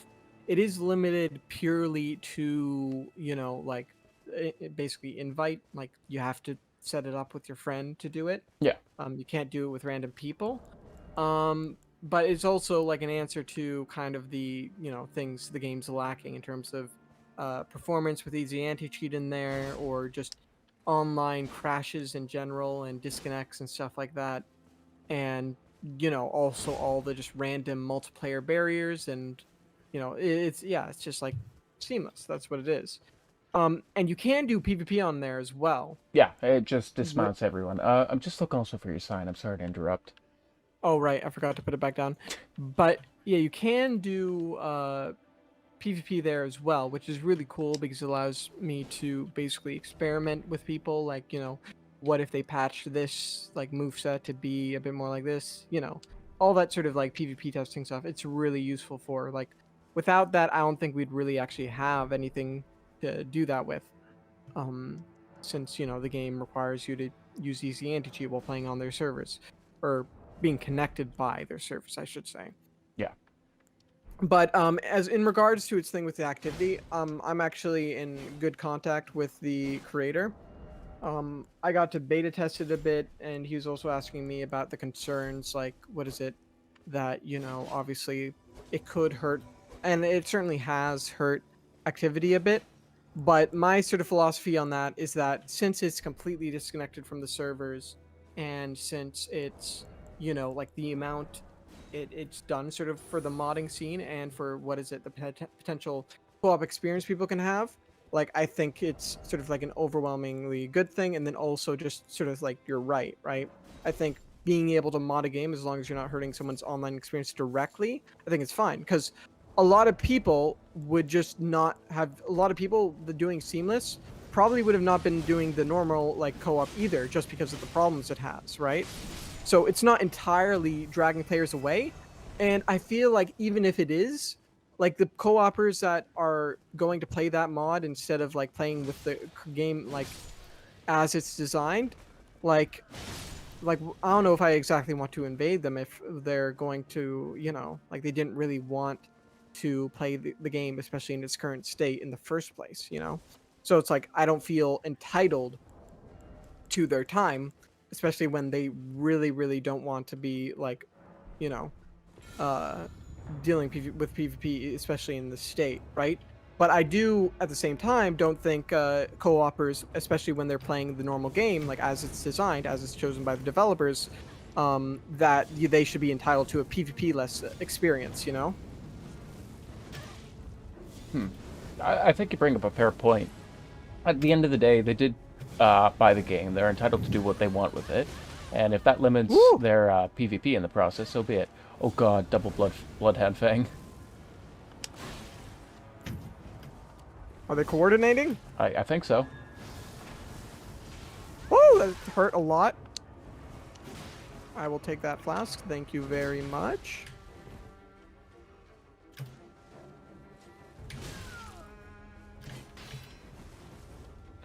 Okay. Let me think. Let me think. Let me think.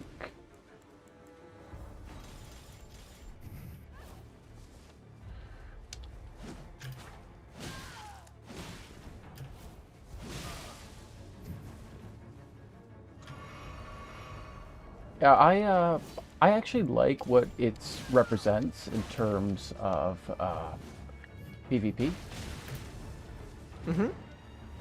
because it encourages people to be able to summon in up to 4 players, which allows them to play with their friends. Of course, it stops. Oh. What's it? I just got guard broken. Oh. That's all. I see. Trying to see what I put. Ah, this one. Oh god. Input drop. Woo. Ooh, good trade. Ah, did not mean to crouch there.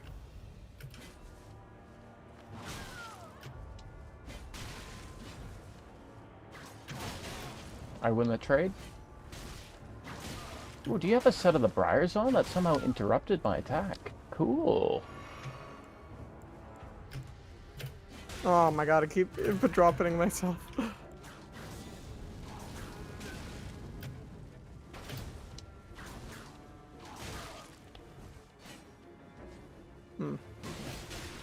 Nice. Good trade.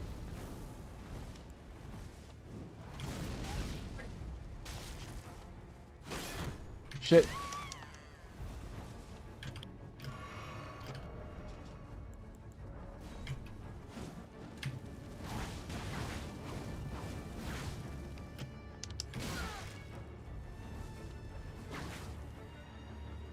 Oh, we're gonna have a whip off?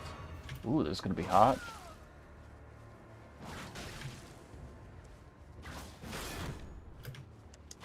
Can't take the riposte.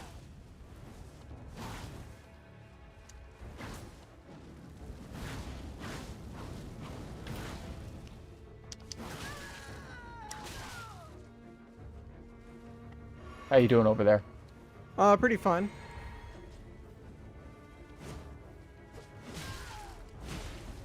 Okay.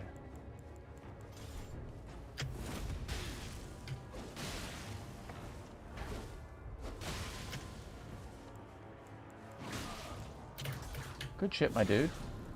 Woo. Oh no, I'm out.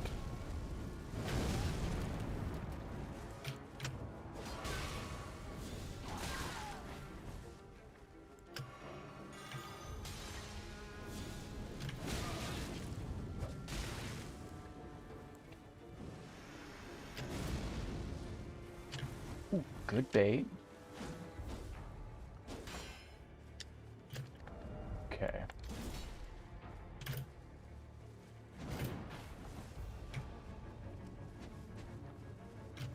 I got nothing left, I'm sorry. GG's. Oh, there we go. How'd your fight go over there? Pretty good. It was fun. Yeah, I like fighting somebody Pretty using... sword in my ear. He was using Bloodhound Fang and Offhand Rami. It was quite neat. Huh. Wish I got to see that. Yeah. What is it? Bloodhound's Fang is probably my favorite curved greatsword, specifically for the weapon art. There's a lot of interesting things you can do with it, especially with free aiming. Yeah. And also trading if you go high enough poise. You can actually like what is it? Like prediction trade with a halberd running, with the weapon art and just completely outdamage them. At least at meta. Damn. But yeah, you need to go to like what is it? Uh 84 poise plus bull goat. So Oh well. In that case, or no, 73. oh And that's because the hyper armor formula in this game is completely bonkers and broken. Like it lowers your poise in a lot of cases. yeah, yeah. The point system is really weird in ER. If you go too high, then you end up just lowering your poise with individual attacks. Oh, or I should say lowering your poise health, so to speak. Yeah, your effective poise health during the hyper armor window. But what's interesting, you know how like there's 80% resets in DS3? Yeah. In this game there still is, but the formula works a bit weird. So when you do the lower poise or hyper armor your hyper armor attack grants, the more poise health it will restore. That is definitely weird. Yes.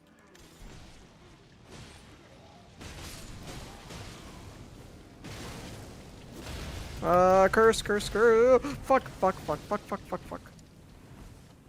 Oh my god, I'm literally like within like a small. You okay? Yeah, I was just Do you want a hug? literally, yeah. Okay. Where's this emote? Yeah, this There you that go. emote. There we go. We made it. We survived. Let's go get Denny's. Speaking of Denny's, random question for you. Do you like fast food? Yeah. Would you say you prefer fast food over like a homemade meal? No. No. So you prefer like a homemade meal. Yes, a good homemade meal over what is it, fast food?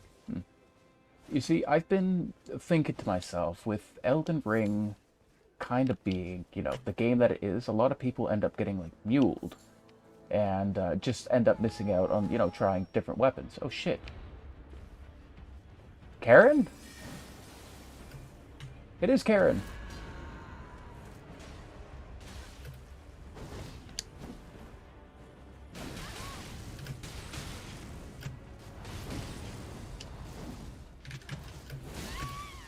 Good shit.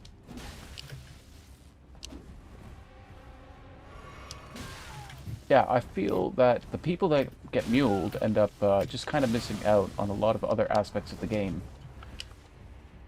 Yeah. because they'll just spam the shit that wins.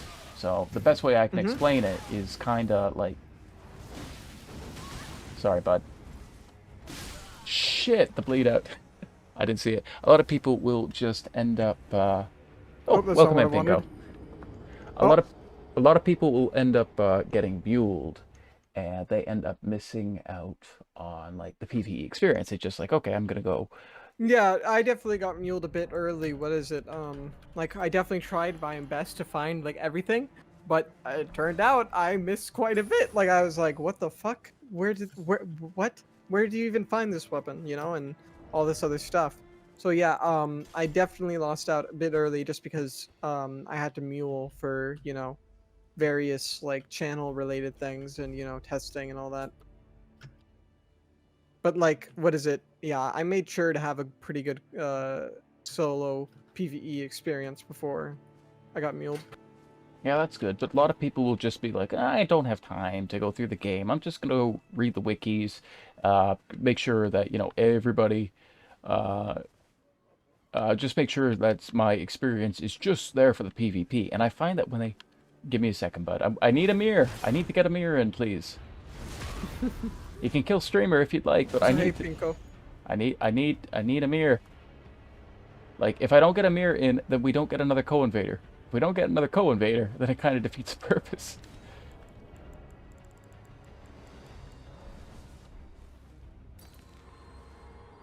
Go hide in the level. Go use your phantom finger. Go. It's hard enough to avoid like the 2-minute disconnect.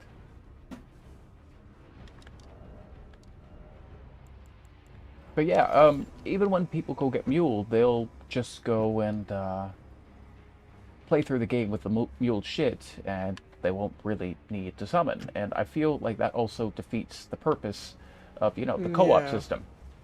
Mm-hmm. Oh, bud, just go drop me Moonveil, and I'll go get myself like a highly upgraded weapon, and worst case scenario, I'll use Yeah. spirit summons. That might be an argument against trading on top of a way to maybe like prevent twinking. Yeah. Like, Like one thing I discussed. Sorry to go on a tangent, but yeah, like what is it? Possibly making it. Oh God, I don't want to be cursed. neither do I. That basically where there would be another matchmaking factor, which would be like what is it? Equipment region limited matchmaking. Hmm. So like if you basically like there would be like 3 levels, right? The early game levels, this, and then basically if you have Now equipment you're a fully from fledged each one of those levels, then it would make it so yeah, you cannot like play with people that haven't gotten equipment from those areas yet. Oh, Ooh, that was hey, nice. I think I know who this is. A bit late on that. Crestfallen? Yeah, I think that's Pinko. You think it's Pinko? Yeah, it's the same armor. Oh shit! Are I you sure need it's to heal. Pinko? Is this a Pinko? I thought Pinko only had 2 builds on PC. Well, it looks like the build he was using last night.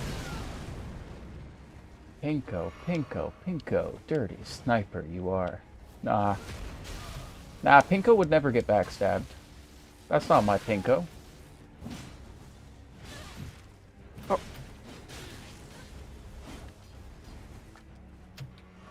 And not even wearing the fashion ring. Nope, this ain't Pinko. Ooh, shit. yeah, he was using a different axe too. I think so. Yeah, it could be a Pinko. No, it's not Pinko, he just said. Okay. Good to get confirmation. I'm not going to finish you off because that was a gang stab, and we don't do gang stabs here. But I do like burritos.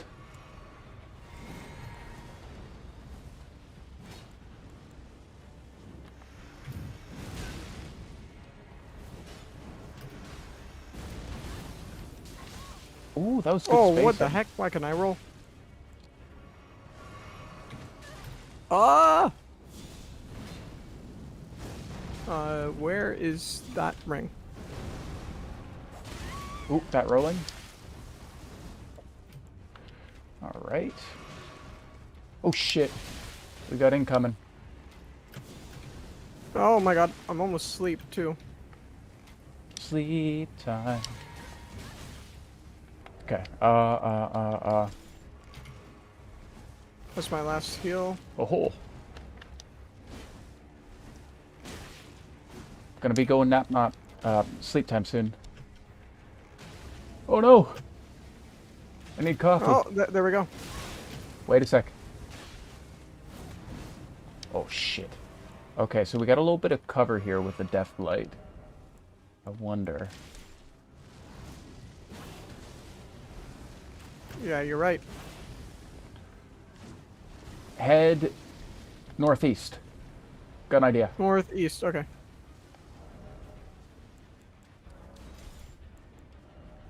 Oh, that doesn't look northeast, that's southeast. No, this is northeast. Uh... Starlight shards, you dirty twink. Oh wait, you're using them too? No, I'm not. No, that's just the flask.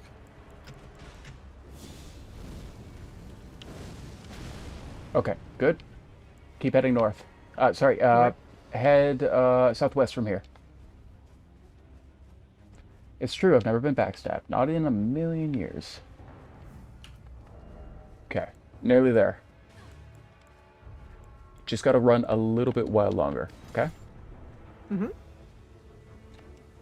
Okay, perfect.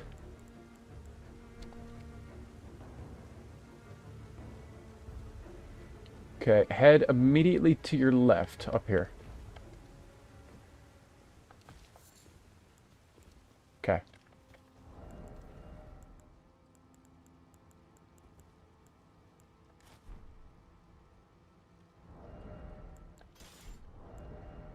Okay.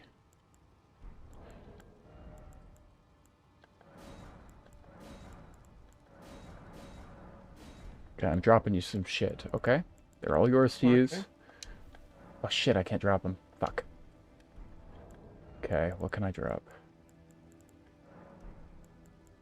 I'm full health. I'm just low on heals. Okay, Like I even have the Crimson Ember medallion on. here you go. Ah, right. I should equip those. I think our invaders are watching stream, so I can't really say what a strategy is. But I don't know Oh, where I they hear went them. either. They're behind us. Yep.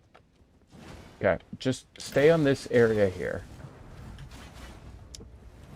There's a little exploit in this area we're going to be abusing.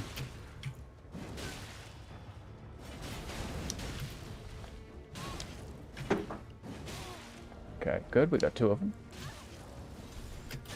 Oh no. Okay.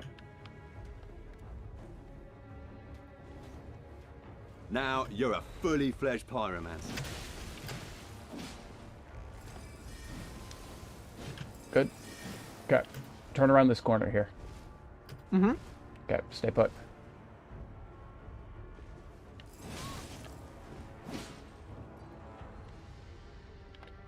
Oh, ho, ho, you want to be using Warmint Stones, eh?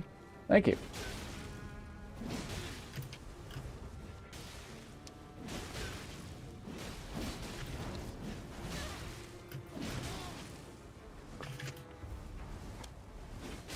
GG's? Yeah, we don't get to use the exploit, apparently. Oh, there we go. GG's. Also, I don't know why his character was completely mute. Like, he didn't make any sounds. He was probably wearing Softy. the Krampus. But does that even silence your weapon noises? Actually, I no, think my it game doesn't. might have been bugged. Weird. But yeah, that's some interesting. What is it? Oh no, I don't know exactly what you were doing there, but it was doing something. That area, it's very hard to lock onto players, so what I was trying to hope for is they were going to pull out a bow or something and then start shooting the other, and it started to work until they swapped over. Hmm. Let's see. Just having that little nifty corner is very useful, and then if you get something like, oh, what's it called? Earthshaker or Waves of Darkness, you can just control that corner completely. Hmm. Now, I was out of FP, but oh, here we go. Perfect. We got a good spawn with him. Okay. Saucy's back in with a vengeance.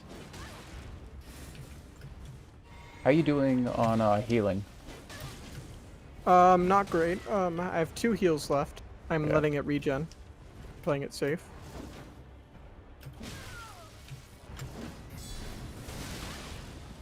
Sorry. Has to be this way. No, my Bubba needs heals.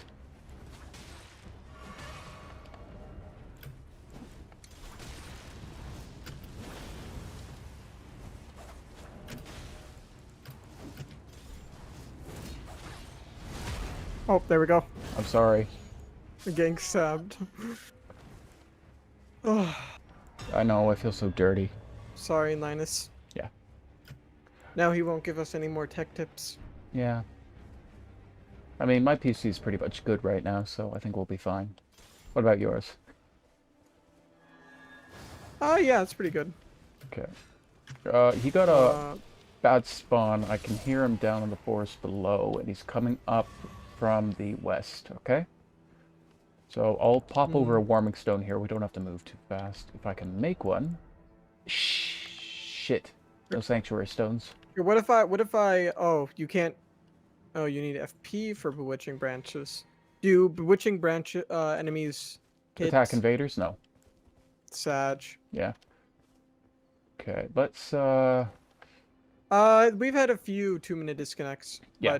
but, the past, like, 30 minutes have been fine. yeah, But, Pancoats. we might have just jinxed it. Yeah, knock on wood. Okay, so we talked about, okay. So a lot of players are sticking around Boil Prawn Shack for PvP. Oh shit, he got disconnected. Probably a late one. Yep. Okay, so before an invader comes in, can we use the portal? No. We got another invader coming in.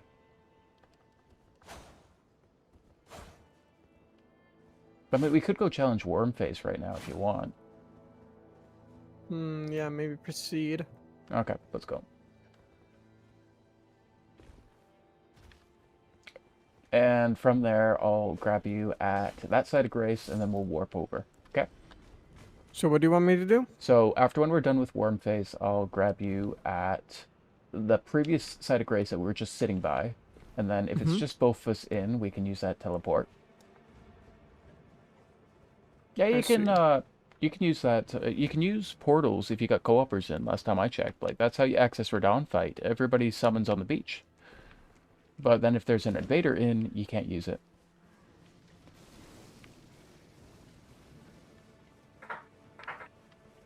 Okay, let's go fight Wormy. Alright, so everybody's been kind of sitting at Boil Prawn for a while now. One Why moment. do you... Okay, go ahead. Try and keep you alive. Chat, how we doing today, by the way? I'm sorry I haven't actually been able to chat with you, but such is the nature of the podcast. Pinko, welcome in. Saucy, Bitter Griff. That's true, welcome in. Everybody, hello. I hope all of y'all have been staying safe out there. Stuff is kind of going a little bit hectic for me, so this is going to be my last little stream for a while. I gotta put down my dog soon. And, ooh. I'm pretty sure we could That's still... not good. Yeah, it's okay. Oh. Told you I'd survive. He won't stay put. He's so freaking fast when he decides to run. Yeah. Oh, and there we go. I'm grabbed. I pray for your sanity. Survive, surprise, PvP. Can you mash out? No, Like at all? at all. Is that mechanic just completely gone in this game? Yeah. Well, there's like one fight I think it works in. Oh shit, I was in my menus. Oh, god damn it. I kept trying to hit him with like slow attacks, but he just kept running away. Ooh. Or stomping me. Wait, where'd my body go? Somewhere. Oh, Anyways, what was the question you were asking? so everybody seems to be like correlating at the Boil Prawn Shack. Do you have any like thought process behind that? How you feel about them just sitting at Boil Prawn? Kind of feels like like a collection of things. Like there's also first step, just various factors to do it. Like I think part of it is also content creators. Like they find that area is most active, so then they do it, and then more people go there, and then other people go there. You know, and I think it may also be because it's just like either obviously or subconsciously favorable to the host there. Because it's flat, the PvE is kind of strong, but it's very spread out. You can, abuse lightning a bunch to, especially in ganks, since you can, like, what is it? You get the shockwaves and the extra damage. So there's just a lot of reasons why that's favorable to gankers, and I think that might be the core reason behind it. Then also, it's just like a pretty area too. Even though it's like in the open world, it's a pretty open area, so like, yeah, I guess that's why people went with it. But I'm kind of like upset that, they went with that instead of like a legacy dungeon area, which would be better performance-wise, could still be pretty, and would have much more interesting, combat. It'd be like a bit more like Pontiff or Ring City, which I remember was, really fun. It felt like a jungle gym, Yeah. But Liurnia is just like a flat dead zone, if it's like 2-on-1. Literally, like I've seen some videos of people playing there recently, and it's just like, oh yeah, this is so fun, just running away from 3 players using a halberd, doing it at different times. So you like, what is it? Like you can't attack ever, and what is it? And you just get frame trap. Like, and there's no like PVE or elevation or anything to do anything interesting with. I've actually been hearing like mixed reasons behind it. Mostly because the one quest line in the game that tells you to go invade is in Liurnia, and it's close enough. And Boil Prawn has Boggart, who can sell you like stuff to nerf your physical reduction, buff your physical reduction, I should say. Yeah, that could be a good argument. Like he's a guy that you can restock from. So, and it's like a really strong buff in PvP anyway, because yeah, most people use physical. Hmm. Like I don't think we had a buff in previous games that was just like, you know, physical defense. There. Yeah, that's somewhat with like deep protection, but that's about it. Deep protection in which game? DS3 didn't it give you like a little bit of physical absorption? Hmm. Yes, but it was so freaking minuscule. Like anybody who used it more than 2 seconds in PvP realized that, you know, it had a different effect. Yeah. But it was mostly used, I think, for people who want the stamina regen. Which, speaking of, Boggart has one of it's the only Ash of War that increases your stamina regen, which I found really odd. Braggart's Roar can be stacked with Pickled Turtleneck, and, like, that's all you get in terms of regen, which, I don't know. Like, I know stamina regen is pretty good on its own, but I felt weird that they just cut that off like completely. I'm just looking for your sign, by the way. It's down by which one? Where is it? Um, Yeah, for, Bower. oh, I said Forest Spawn and Great Bridge so that we can go through the portal. Oh, do you want me to go there? Yeah. Okay. So you got Turtle Talisman, you got the Turtle Shield on your back, which is essentially the Grasscrest Shield. You've got Braggart's Roar, and you can eat some turtle. Meanwhile, in like DS3, you could stack. Actually, it's about the same. But I found it weird that they attributed it to like an Ash of War and not like a spell buff. I'm pretty sure it doesn't like. I don't know if Flame grant me strength, but some other spell buff gives you stamina regen. I'm pretty sure. No, the only thing that comes close is, oh shit, apparently. Oh, thank you, PC. Yay, I got 2 minuted from hosting. All right, chat. 1 second. Wait, what happened? Your game crash? Yeah, game crash. It's different from the 2 minuting. It's a just general summoning, invading type. Like once something enters the world, somewhere in the process, there's just something that can go wrong and just entirely crash your game.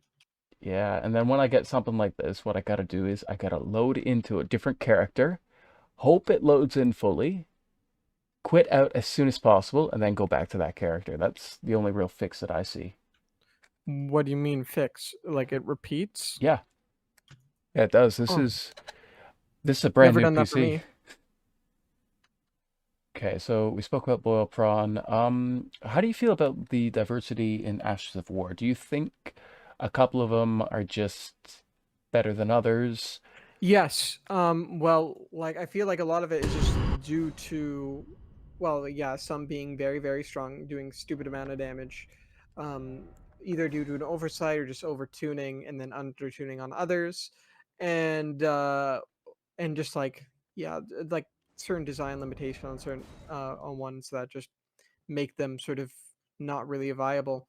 Um, and just the overall balance of the game makes it so that players are more motivated to go completely optimal rather than mostly optimizing their build and then also being creative in some places, right? Yeah, So they're more likely to use the Ashes of War that either are just the genuinely strongest, or the ones that may have like a unique gimmick that you can combine with other things. That's what I've seen for the most part. But like just ones that would be like basic extensions of things, such as like double slash, you don't really see them being used simply because on the heavier weapons, they don't have, what is it? Their poise damage modifiers are the same as a light weapon's poise damage modifiers, yeah. and the base poise damage of a weapon of like the heavy weapons is like only slightly higher than the lighter weapons, but they're on their basic attacks they have like 2 times higher of a multiplier, and thus they do way more poise damage. But on the Ashes of War, for some reason, those modifiers are not different on like the double slash versus the, you know, like on the light weapons versus the large weapons. So when I end up using this, where is it? The oh well, double slash on a curved greatsword, I'm gonna be end up doing like what is it? I'm not gonna be stunning people even though I'm hitting them with a heavy weapon.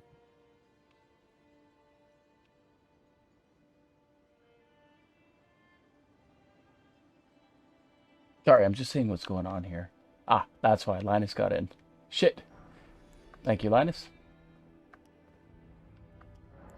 It's really weird. But yeah, a lot of people will just put the S2E2 that they want spammed on stuff that has like a lot of like high poise damage, so that they're just stuck with the light attack poise damage going through. So, for example, Z-Hander, halberds are like commonly used.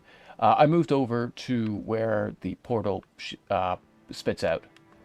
Okay, I'll go there. But one thing I wanted to mention is, yeah, it's like the poise damage is very mismatched on a lot of these Ashes of War. Like on the light weapons, it ends up doing like 135, I think, on a light weapon. So like it will always break someone's passive poise, even full Bulgo talisman. Um, what is it? If you use it on Nagakiba, which is Yeah. really long, but then also a light weapon. And then you have something like the halberds, which I think only does like 85 poise damage on its first swing, and it's way slower. And I don't even think has as much range as the Nagakiba, right? So it gets kind of silly there, right? Where there's it's just like fundamentally things should scale in a certain way, and then they just sort of don't, and you just have this weapon that just is better in every way. Like in the same thing with the double slash, you might as well use double slash on Nagakiba or go the full way and use double slash on Rivers of Blood because it just has way more range and basically the same poise damage.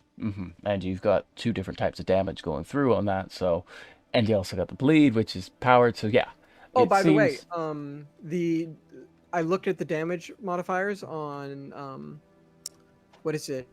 Like basically nothing was touched in terms of the multipliers when taking it up from double slash to Rivers of Blood, but the damage modifier specifically, some of them are just higher, and on average, it just has 8% higher damage multipliers. So add that on top of the range, and then also the bleed buildup that comes with that, and like they literally not slowed down or modified, what is it, cancels and animation speed and all that, and it's just like, why would you use anything other than that. anything Yeah. other than that? Yeah. And that's really disappointing because on a lot of those, like you mentioned Spin Slash earlier, I think Spin Slash will combo fully on a smaller weapon, but then when you put it on a bigger weapon, no combo. Yep. So it's created a sense of, okay, if you're going to use a big weapon, let it be like a colossal sword, and then you're just going to be focused mostly on like, I'm poking. yeah, on And poking, then like maybe then like what is it? Maybe Giant Hunt, maybe what is it? Flame of the Red Mains. flaming strike, anything that gives you like a Well, buff. Flaming Strike cannot be used on colossals, but yeah.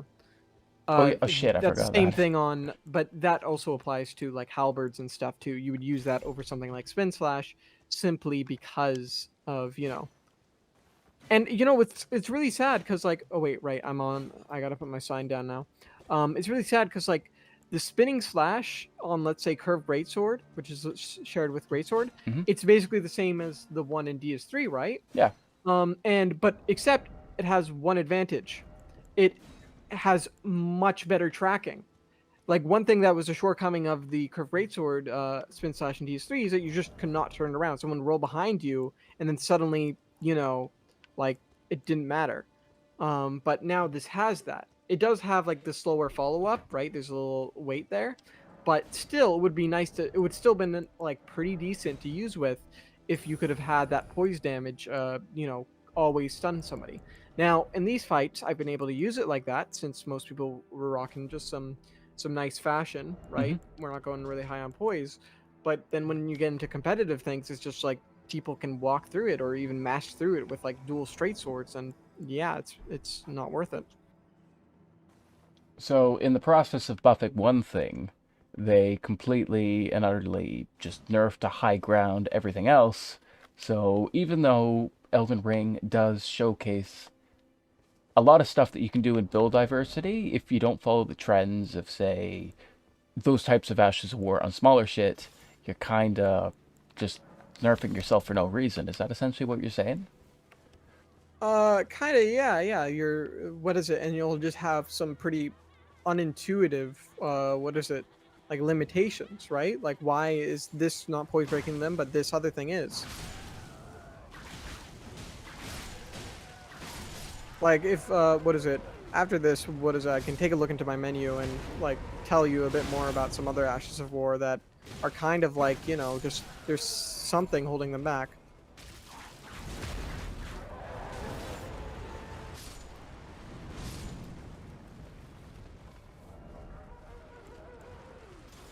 All right, these guys, they don't instantly kill each other. They just like temporarily knock each other down. Trying Okay. to look for the red men. Oh, there's a red man. Mr. Redman, bring us a treat. Don't be edgy.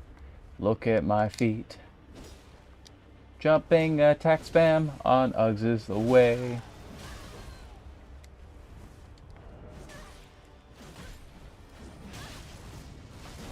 Ooh, hoo, hoo, hoo. And then some things just get unbelievable poise in this game for no reason. Like Yep. Ashes of War on daggers, for example, comes to mind.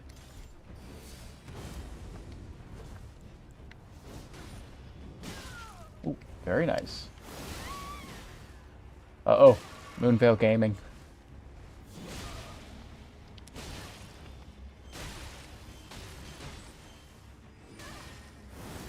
Ooh, very nice. Oh, Jesus, I can't believe that hit. That's awesome.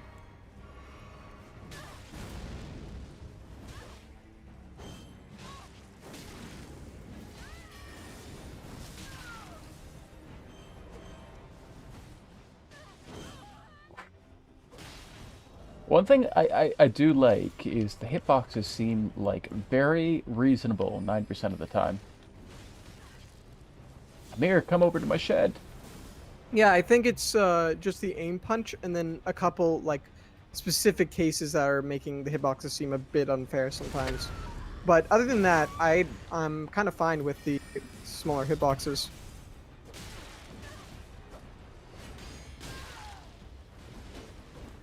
Thank you.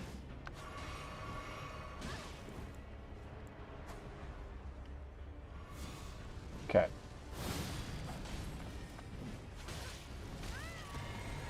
That was beautiful.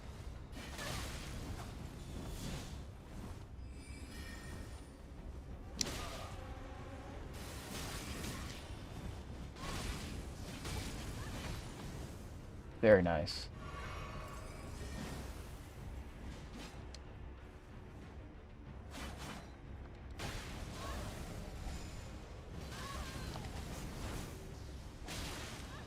Ooh, close.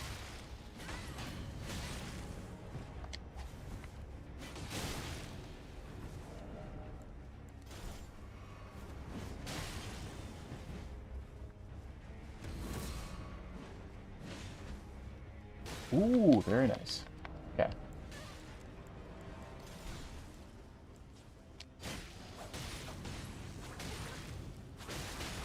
Ooh, Rogers, very nice.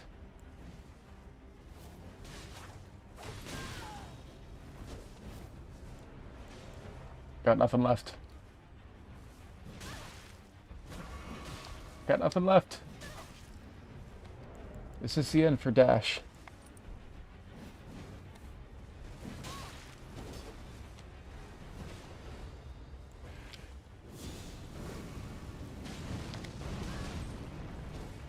Gotta finish me up. Okay.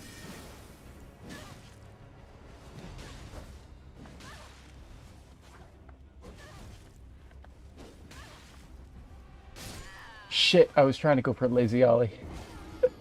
GG's. All right, I'm on push talk. Ah.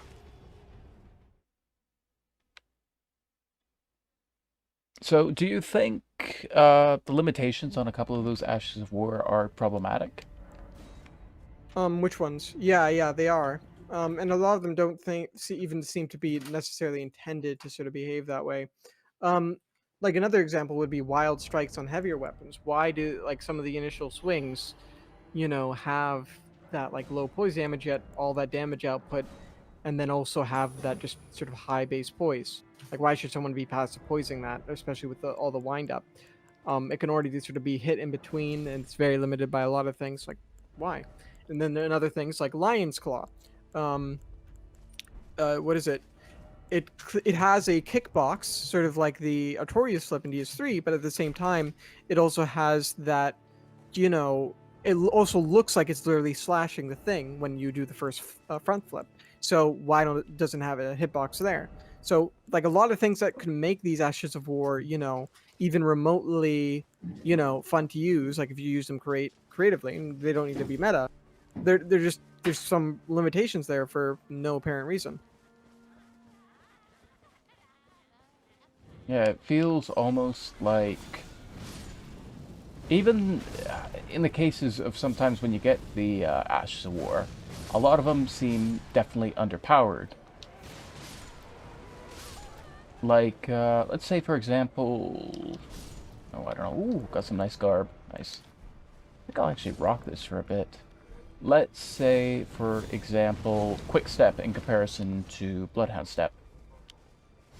Mm-hmm. So there is minimal reason to use Quick Step over Bloodhound Step because it's just Yep. arguably better. The same thing with Royal Knight's Resolve. Yeah. Now carrying Grandier Yeah. is like a what is it? Actually, well, Quick Step and Bloodhound Step is the what is the best example. The utility of it, like the FP cost, is just not nearly enough to make you use one over the other. And then, but Royal Knight's Resolve, you can make a remote argument for that. And then carrying Grandeur, you could definitely make an argument for that.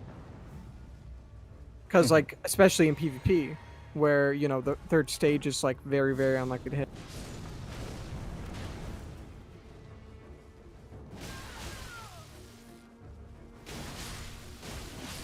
Ah, GG's.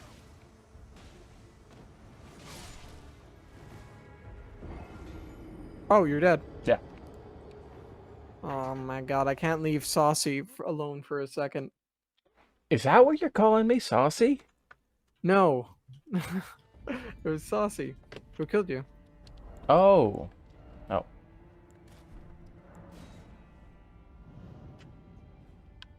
Ah, Saucy Ace, I'm sorry. I wasn't actually... Vagabond, I'm not entirely sure. Maybe like for offense, like yeah, maybe with like the range, but it just the defensive ability, those number of iframes just make it undoubtedly better. Like even if you're going on the offensive, just to sort of have, because it basically, yeah, like, takes you out of danger real quickly. It's basically cannot be roll caught.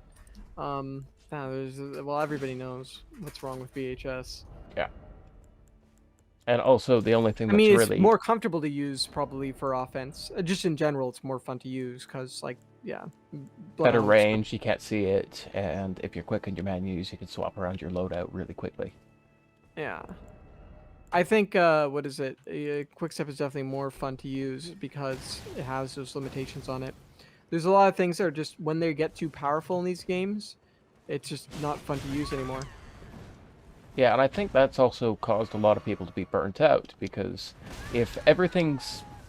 if one thing is specifically more powerful than the other, then why even bother with... It's not even just that, but it's also just, what is it? We're using this phrase called like overtune damage, where it feels like the damage compared to health overall is just, too high. And then there's too many ways to buff it. It's way too easy to stack so many passive and active buffs that, you just start doing percentages, big chunks, fractions of someone's health bar and killing them in just so few hits or just one hit even, like even if something like Radon's, yeah, right? Like even if though that is like, obviously in 1v1s it's completely balanced, right? Like if you get hit by that, you get hit by that, right? yeah, If you're an experienced player. But in terms of like the quality of invasions or whatever, you can make an argument where that's not really balanced to have it like that, because like I used it a bunch in some invasions, and every time I one shot with somebody like that, it's like kind of like I'm missing out on that invasion because I could have been fighting them more, have a drawn out fight. They could have had more fun, right? Yeah. But instead, it's just like a funny sort of one shot thing once, right? And that gets tired really fast. Yeah, you have these big open brawling maps, and the fact is, two trades and, or maybe even just one trade, and it ends everything so quickly. Yep. There's like, just think about Royal Knight's Resolve for a second. Yeah, 80% damage increase. How many things would you need to do in Dark Souls 1 to increase your damage by that percent? you would Well, have to like you run have 3 buffs. So you'd run Red Tear Stone, you'd run Power Within, and there's another buff that you can do in these three.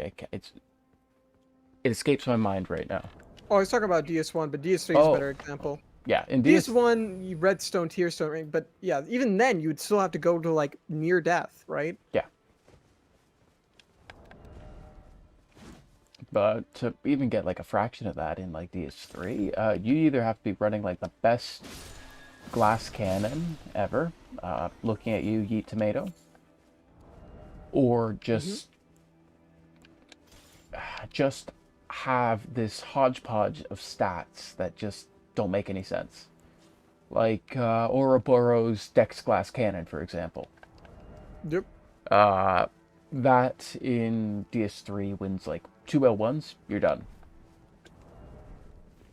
Yeah, like it doesn't really like it makes sense. You had to, what is it, sacrifice something somewhere, like a lot, to get that damage. Like it just, you would get diminishing and diminishing returns from, in terms of your other stats, if you went into one, right? Yeah.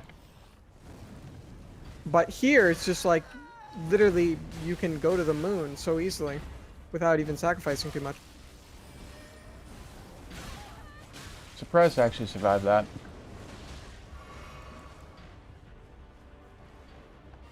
I feel like the game had a development of PvE. Oh shit. Did you get 2-minuted? Connection error. Yeah, I think I got 2-minuted. Oh shit. I'm gonna put on blues here for. Don't attack the other red, Ascaron. Fuck's sakes, but. Wait. Saucy. Knock it off. You're here to kill me, not to have little do. Stop it. Both of you. I'd rather both of you gank me and get it done with. Well, I've got like blues coming along the way, then you two fight each other, please. Thank you. See, I got a blue in.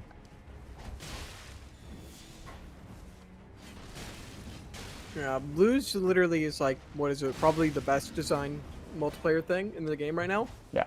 in terms of connecting players, because it basically, you know, it's, you turn it on and then it doesn't turn off until you shut it off, right? And if you go into a multiplayer session, it just, you know, doesn't, it just temporarily suspends it, like, you know, doesn't connect you with players and just waits until you're available again. It's sort of just like a covenant. Yeah. But every other multiplayer feature, it's like you constantly need to be seeking it out, you know, reminding yourself to use it, and then use the proper items, and then put your sign down and make sure it doesn't disappear, and then put it back and reactivate, you know.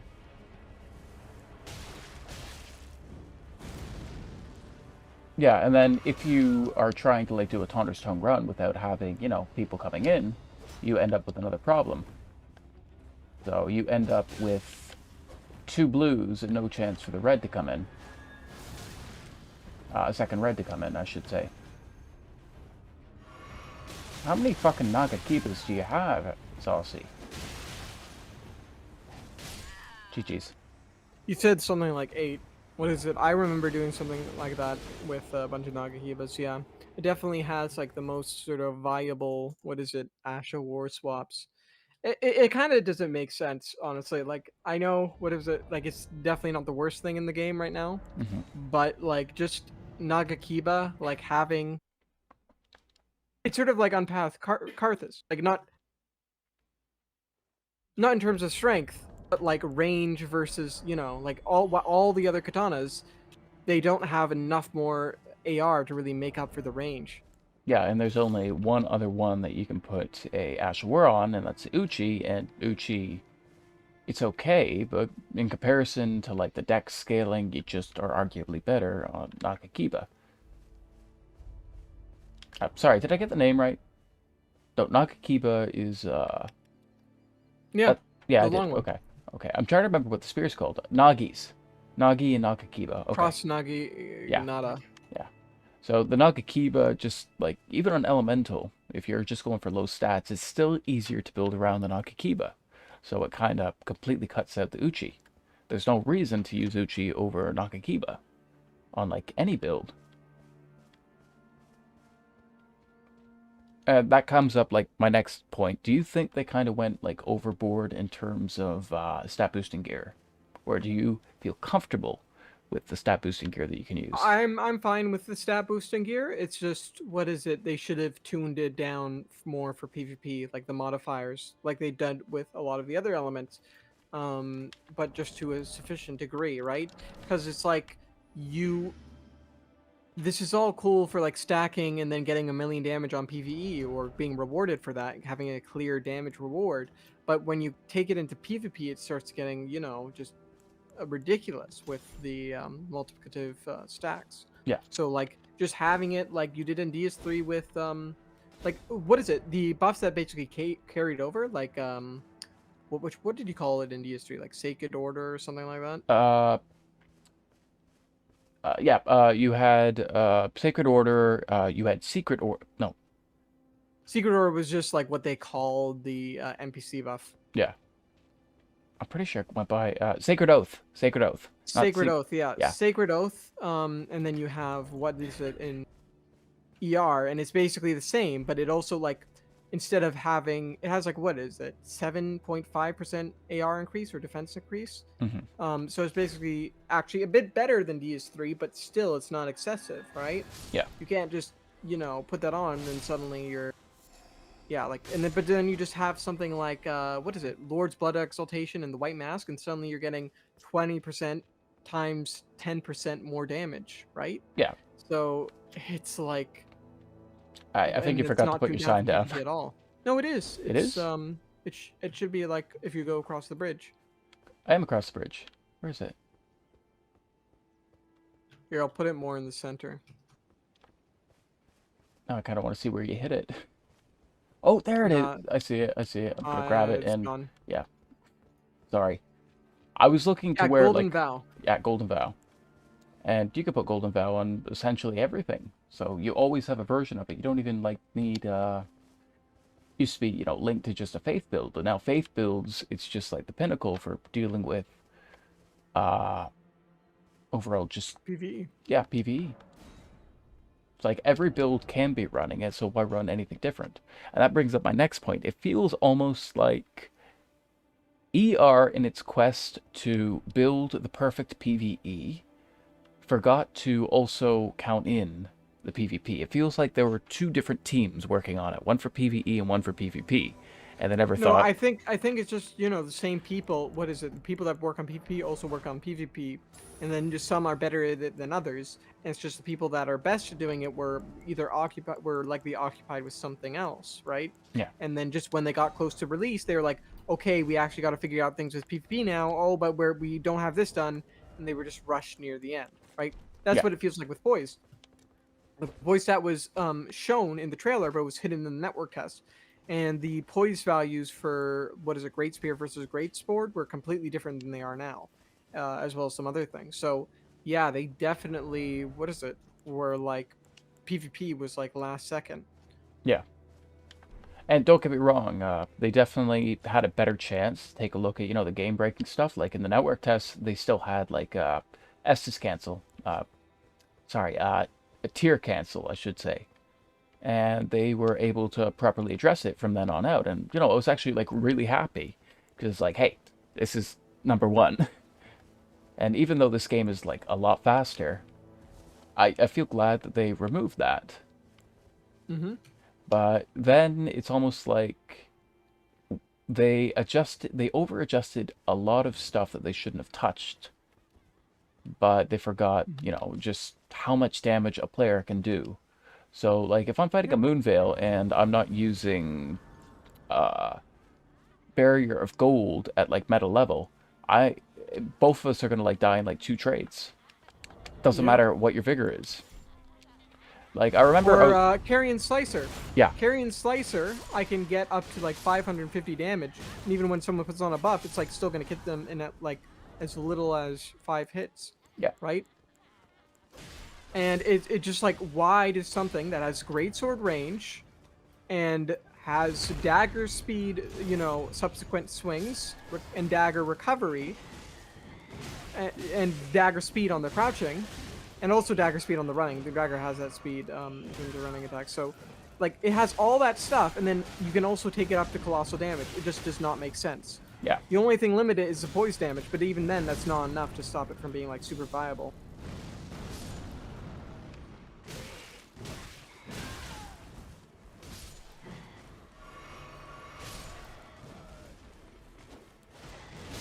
I really hope in upcoming patches that they either, I'm not exactly going to say neuter the damage in PvP, but I feel like our absorptions should be a lot higher in Yeah. PvP. Like a lot Or of the stat boost, a lot of like the defensive gear, like Flame Drake Talisman, for example. If you've got like +2, the game says you've got like 50% fire, but actually you start to get what was the term in DS3 that we used to use when you start to get like lower returns? diminishing returns, but Diminishing returns, yeah. that's not exactly diminishing returns. It's just how the calculation works, right? Yeah. When you multiply multipliers, when you multiply a multiplier that's like, let's say 0.75 times 0.75, it's gonna look like diminishing returns because, like, you know it's put into a number, like a positive number, instead of a fraction. Well, actually, no, it's just, yeah, multiply times 10. But yeah, like, players get confused with that. It's not actually diminishing returns necessarily. Well, I feel it should be at least a little bit better in terms of our defenses wise. Like, don't get me wrong, I love the body buffs. They're really nice, but if I try and like stack and like make a build that will counter, say, a damage type, I think it should at least be somewhat viable, besides having to turtle behind like a great shield. Like, let's talk fingerprint, for example. So fingerprint, if you infuse that thing with fire, you get 102% fire reduction in PvP. Well, that was random poise event. Yeah.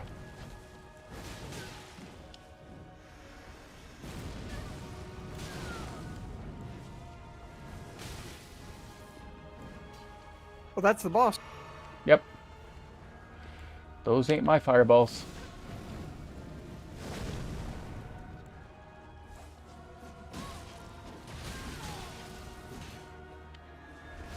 Uh-oh. Goat.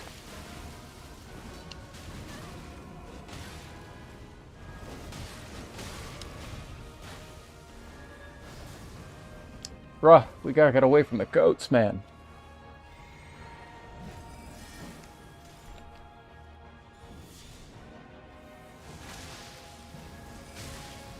Oh my god, what are the chances? I know, right? Okay.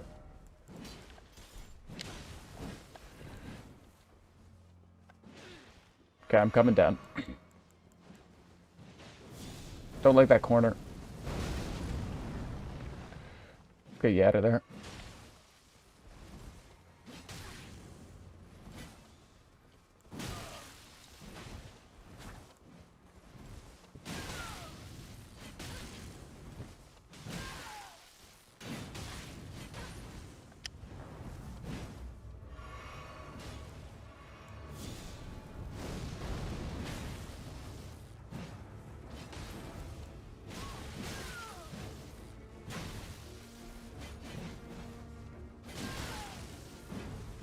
Okay. Don't know how much longer I've got left, Amir. Try and keep you alive. Gotta take out one of them soon.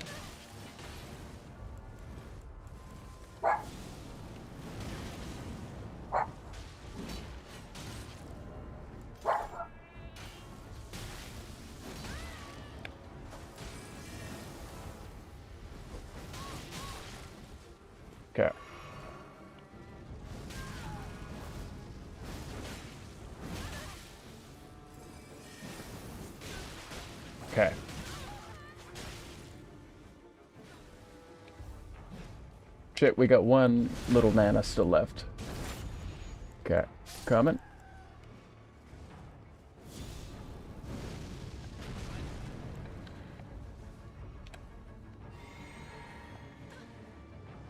This game drops input so much. Yeah, I know.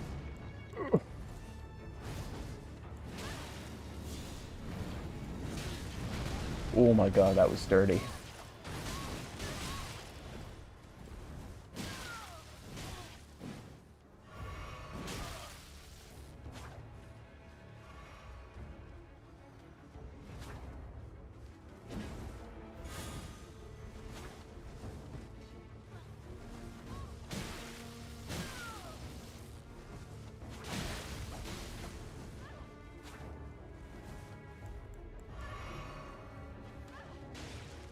Okay. Ooh, nearly got ya. Okay. Shit.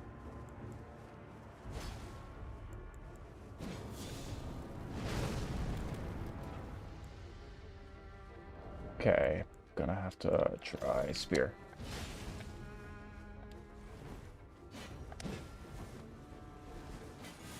Ooh, nearly.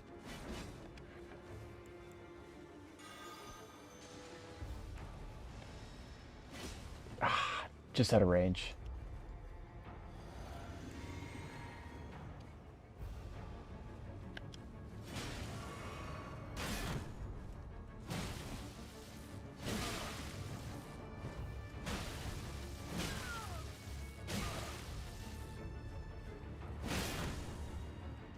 Good shit. GG's.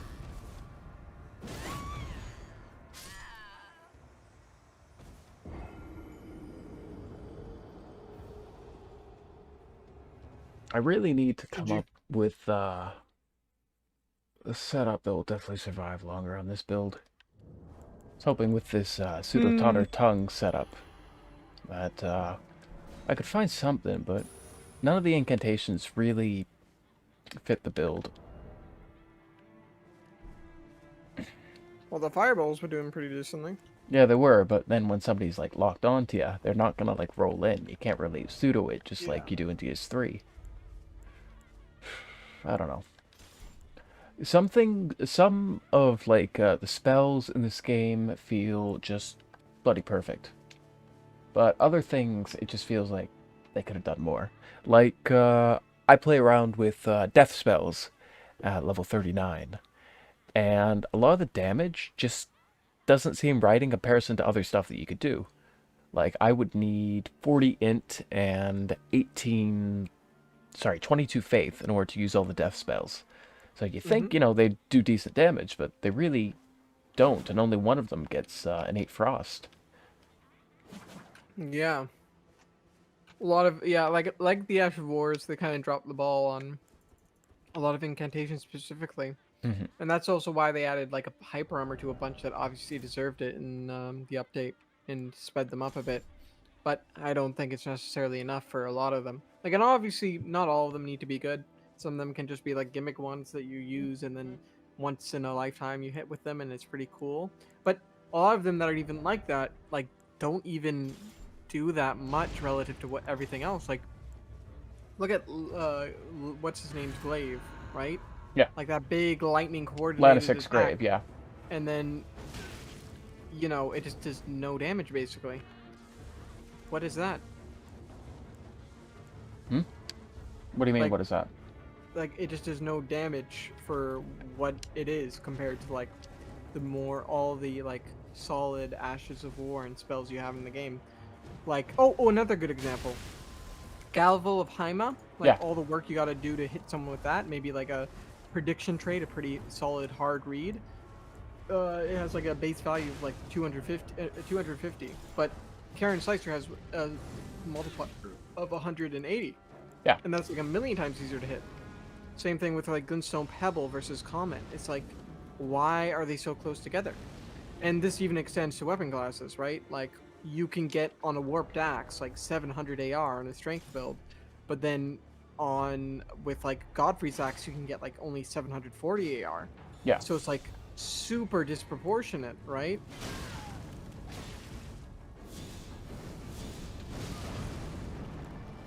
feels definitely like some things are definitely better than others. Mm-hmm. Despite the fact that you need like a shit ton of stats to make them work, or they cost like a lot of Yep. FP. Yep. So like, why go for I don't know health and steeple if you can go for death poker, just as an example. Like death Mm-hmm. poker, it's got innate frost on its attacks. You've got like a lot of synergy that you can do with other attacks. And health and steeple, what you get with that is you get a buff of Buff. 130 and maybe 60 frost. Mm-hmm. It's just literally just something that looks pretty kind of. Yeah. I'm still waiting for your sign over at the. Oh, you want me to go to that place? Yeah, Wait. What part exactly? Is there Rainbow a base Village. over here? Oh right, it's all the way up there. Yeah, I need to get the grace 1 second. Yeah.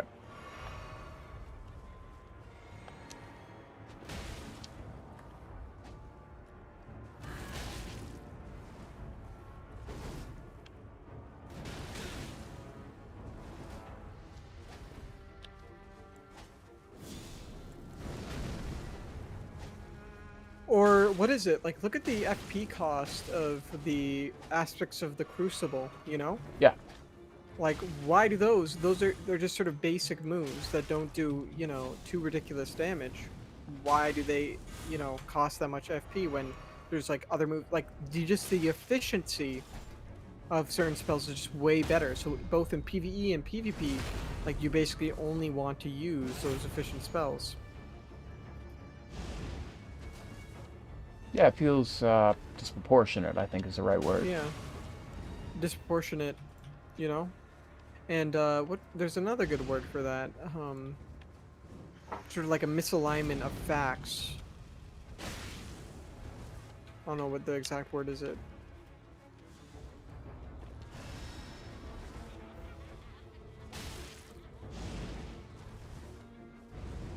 Oh yeah, and the Godskin Noble AOE, right? Yeah. Like, it's funny because it actually starts with better casting speed than what Wrath of Gold, but Wrath of Gold ends up beating in terms of absolute speed. And then you compare that with the boss version, and it's basically like S-Dock speed, right? Yeah. So it's like, why even use it? Why? Especially with that small radius. And then what is it? The aspects of the Crucible Tail. Yeah. You know, during the fight, that basically the phase 2, the whole thing about the phase 2, is that you basically can't. There's only like a certain window that you can safely punish his attacks, or it's basically not safe to attack him in neutral anymore because he has that tail attack out of nowhere that will, like just slap you in the face and like out trade you. So you could implement that in a certain way that's not too absurd in the player version, right? Yeah. But in the player version, you have this awkward like stance where you like put your fist out and then you like do a little squat before actually, it comes out. And then the charging window is pretty awkward too. You basically just have to choose between the fully charged version or the uncharged version. Mm. And they don't true combo unless you angle the first one to hit late and then the second tail to hit early, Yeah. right? And it's really cool when you land at that, but it would be better if it was just consistent or either what is it, it doesn't true combo but can pseudo,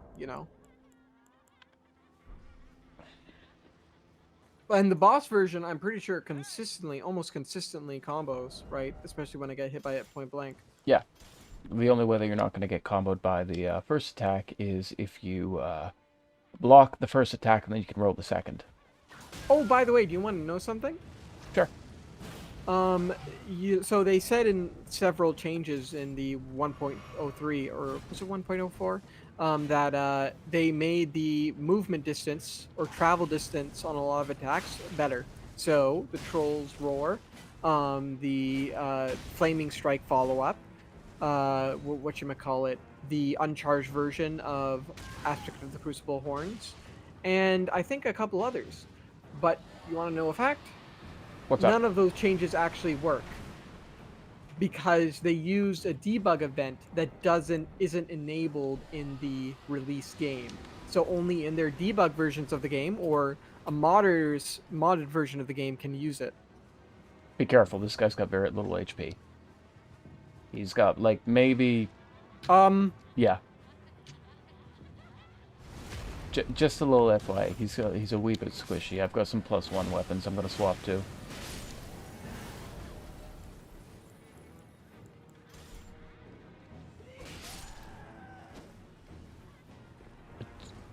Do you Oh have, my like, God, no he has healing? no healing. He's all FP. Oh my god, the viable 30 mine build. Bro, these guys, they literally wanted people to see these NPCs and think, They're oh friendly. yeah, those are the guys in, Undead Settlement. Yeah. Oh, I do have an AoE attack. Okay, my dude, you must be running, like, double sword seal because... How? How do you have so little defenses?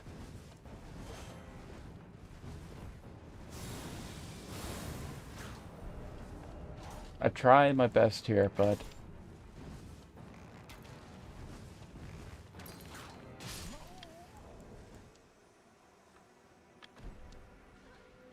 He tried. He tried. I can respect him.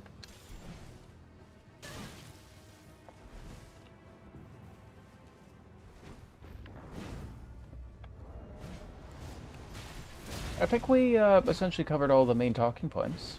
That was good. Yeah, it was fun having you on. We're probably gonna go kill, what's his face next time I die, and then we'll end. So, do you got anything to plug? Anything you're working on? Well, I have that here. One moment. Okay. Yeah, I have this, what is it, thing I've been working on with other creators. Basically, a website for really tailored and professional, like, educated and, overall good feedback for the developers to read. And then hopefully we can we're planning to use that as a sort of, like, place for the developers to, like, find constantly updated feedback and, like, just, objective issues like bugs and stuff like that. And, we're planning to use polls and all that stuff to basically get the community involved too. So, we're not just seeing it from one perspective. Like, oh my god. Here, one moment, I gotta deal with this person. And you're dead. Now you're a but- fully fledged pyromancer. Yeah, I'm really excited about it. I've put a lot of work into it. Me and Gabri especially have been putting work into it. Geostorm was able to get most of the creators who are on it right now on it. But yeah, it's mainly us three who are doing most of the like pushing with it, and the other creators are sort of giving their good advice along the way, and and also promotional help. Yeah. So yeah, they've been really helpful. It's been really good so far, and the website's looking really good, and what we've wrote so far is looking really good, and I honestly can't wait to for everybody to see what we've been working on.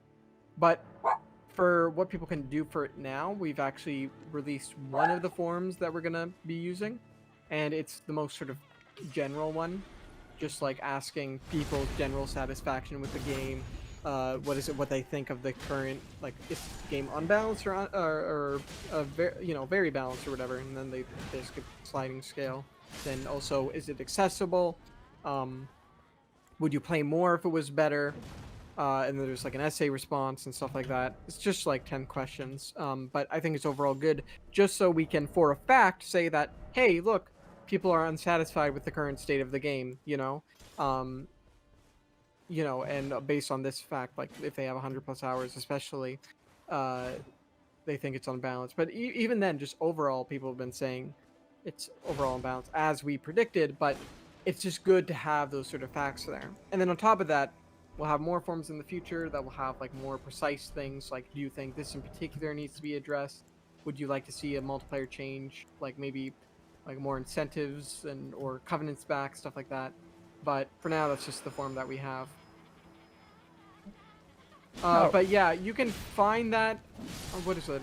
I've promoted it on my Twitter, but I guess I could, what is it, get a link for it in chat Yeah. in a moment. I believe we've already got your Twitter linked with the guest command, so I will plug that in a moment. How long has the podcast been going? It's been going for about 3 hours. We're about to end. Welcome in, Acetone. Hey, Tom. But yeah, it's been lovely having you. We should definitely do this sometime in the future. I hate how the invaders get instantly kicked from the world. Yeah, you don't even get to say bye to them. Yeah. Oh well. Thank you, Amir. You're welcome. It was a pleasure being here. All right. Would you like to lead the raid to anyone in particular? I'll have to open up the Twitch tab for that real quick. All right. Let's. Also, I guess I could link that feedback form for people real quick, the one I was talking about. Because if you want to give your feedback and then, what is it? We're going to be utilizing this data, so yeah, it would be helpful if any of you who haven't already signed it or fill it out to do so. So wait, oh, I didn't actually properly copy it. One It's moment. all good. There we go. And then yeah, let me look for, what is it? If there's any particular person I feel like reading.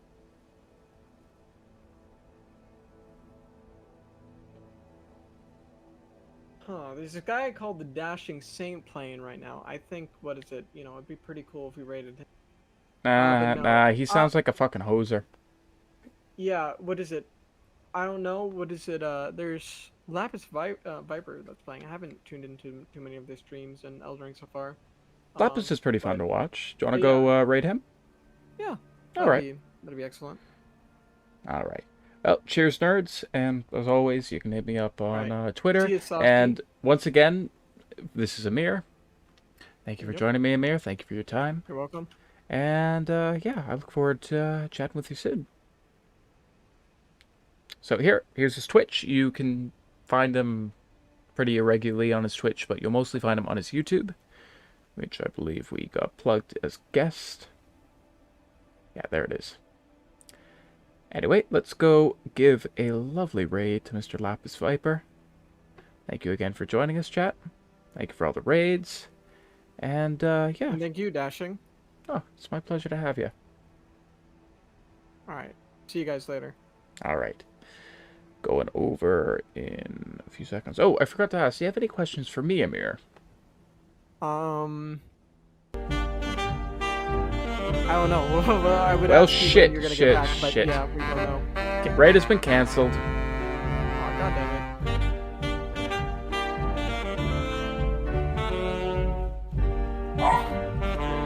I didn't know that raids could interrupt other raids. Yeah, neither did I. Hey, Nat. We were ending.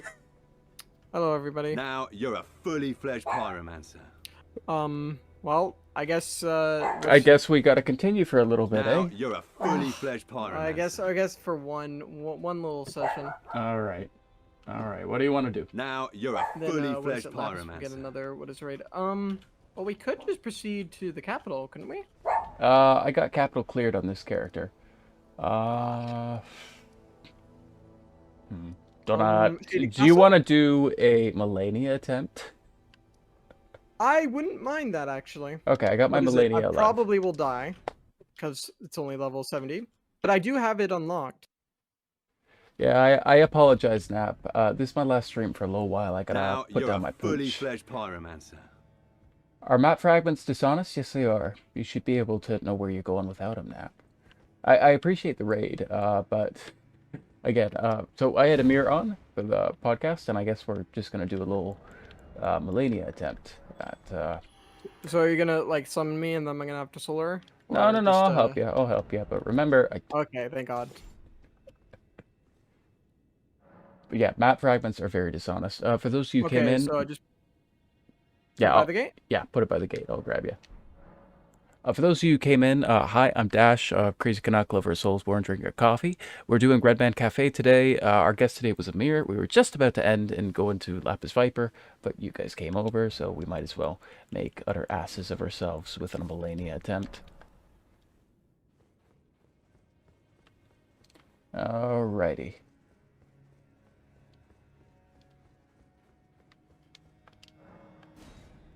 But yeah, any questions for me, Amir? Because I feel like I've been talking your ear off. Now you're a Well, fully I would fledged want to know when you're pyromancer. gonna come back, but yeah, it's like undetermined, really. Yeah, probably 3 weeks, maybe 4. Well, I guess one question I could ask, if you do, when you do come back, if there's like any other just like general Taunter's Tongue events you want to, possibly include me in, Oh, then I would love to join in those. we've got a charity event happening in August. Oh yeah, I think Narc told me about that. But yeah, I didn't remind myself about it. I'll go and talk with him about that because I wanted to participate in it. Oh, that's a lot of damage. I don't think I'm going to survive a hit from Melania. Well, one of those hits. Okay. I gotta get to max Apparently health. I did survive. This. And we know this. There we go. Okay. Here, I'm So, gonna use. I got an Oh, idea. Shit. Okay, that didn't. That was a bad idea. So, Flame of the Red Mains I'm gonna. What is it? Keep stacking posture break things on her. Yeah, and I'll Like, also just to make stack sure them. she doesn't break. There. Oh, come on. Her freaking, like, instant dodge. Well, how is she not broken yet? She's Melania. She is unbroken. Oh, of course you get the swing. Oh, she gets extra posture health. That Yep. must be it. Of course, instant hyper armor. Okay. I'm going to bring her over to me. Or, Okay, no, guess never not. mind. There we go. Gang stab. Oh, damn it. I'll just give a wake up party for her. Okay, watch out. Okay, you know she's going to do Waterfowl Dance. I'm going to bring her over to me, so you don't have to deal with that shit. Yeah. That's a good call. Okay. I'm pretty good at dodging Waterfowl Dance. Me too, but I'm scared of the game will like suddenly change targets and then I'll just die.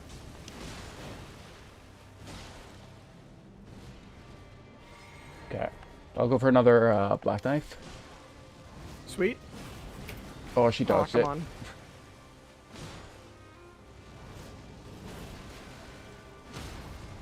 Okay. Burritoed. Sweet! That was actually pretty good. She's going to do Waterfowl Dance on the wake up, you know that? Ah! Not yet. It's coming.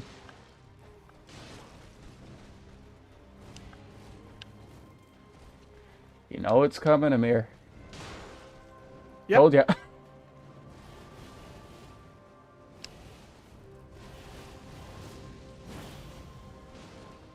Oh yeah, perfectly spaced that too.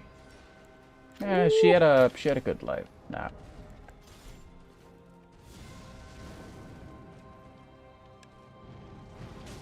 think I'll also take this. Okay, I'm running low on FP, so we're gonna have to go for a physical fight from here on out. I'm gonna swap over to Cranial Candle Stand and go out for jumping attacks. However, it's gonna leave me open.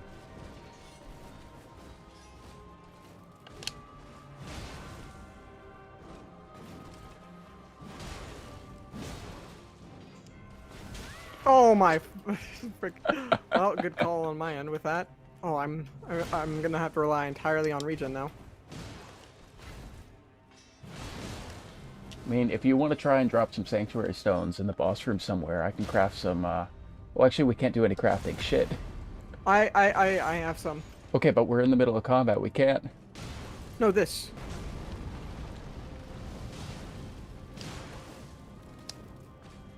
Okay, I'll bring her over to me. You just enjoy your healing for a bit. Okay.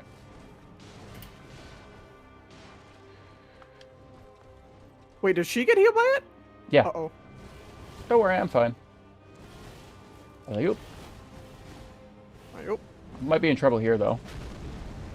No. I Okay, survived. yeah, I think I got... Okay, I got her attention now. Oh, no, then she came back to... Well, I'm actually full, so... Yeah. What is it? I should be... Phase 2, we're gonna be fucked, you know that. Yeah, unless we do some serious clutching out.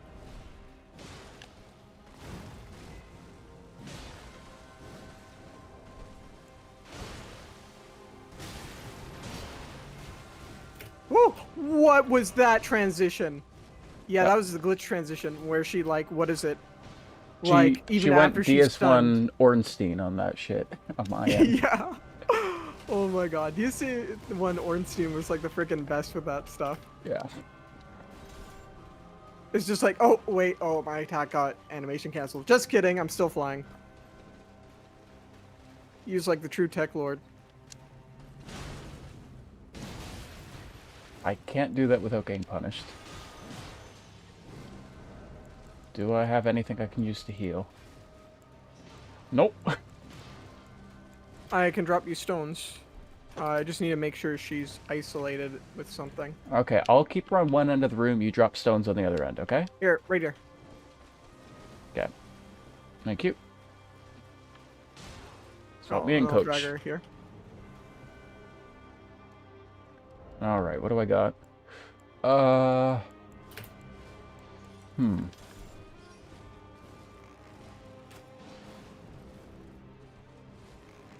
helping.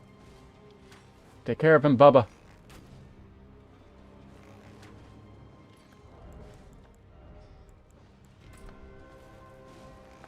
Uh-oh. Don't know how you survived that. Alright, I think I got enough HP to come through. There we go. Watch out, watch out. Keep the pressure up. Ah, damn. We almost got it synced. We just can't do it. Okay, I'm gonna go for a charge R2. You go for 1-2. That Okay, works too. waterfowl dance is coming. You know it. Try and Oh, keeping that her was away from freaking you. close. She has like a faster and slower version of that, did you know? Yeah. Okay. Waterfowl dance, come on. Oh, I can't Yep, do a... there it is. Are you out of FP? Yeah, but I got 2 more flasks of it, so... Okay. There. I'll keep her occupied while you get healed up. Yeah, and I got the talisman going too.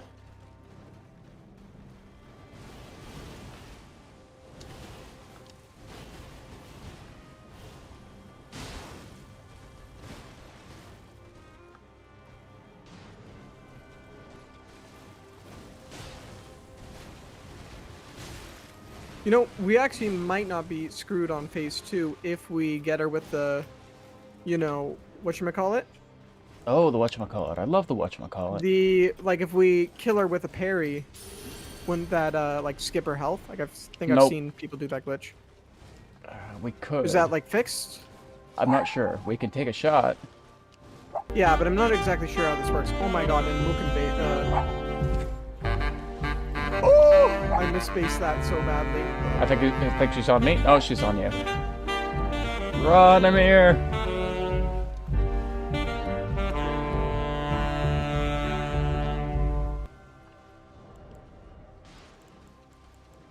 Oh, why did I do that? I don't know. Wait, what am I doing? I'm a pyromancer. And she guarded. She took my fucking shit.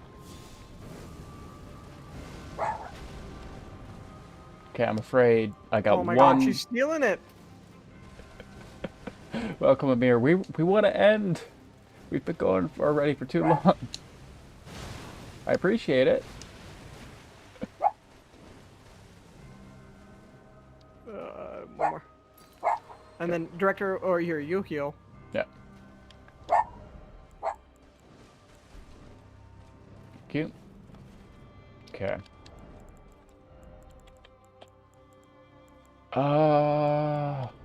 Phase 2, we're gonna be fucked. I'm gonna go for a jumping R2 on her. Oh, no, she came over to me. You get your heal up. Wait her to get into an attack. Wait her to get into attack. Okay. There's no, it's definitely not worth to just, like, do one from neutral. Okay. Okay. I'm slowly healing up. There we go. No, wait for her to, yep, that's a good place. Oh! Fuck. No! Oh, no. I fucked it. That must be my fault. Should we give one more attempt for Mook? And she did the thing again where I interrupted her, and then she just continued her combo anyway. Shall we do one more for Mook? Yeah, sure, why not? All right. Next thing you know, Saint's gonna raid, and we're just gonna be fucked here. Yeah, Okay, let me allocate my flasks a bit better. slaves to the viewers. Yeah. Hey, Mook. Hey, Lupine. All right.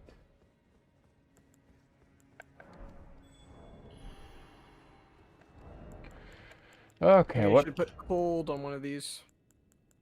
Yeah, I should probably go cold too.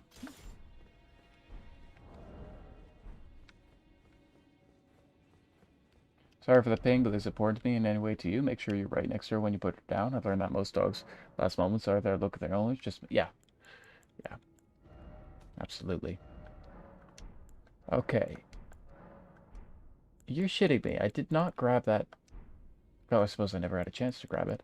How Uh, long does Golden Vow last? a minute?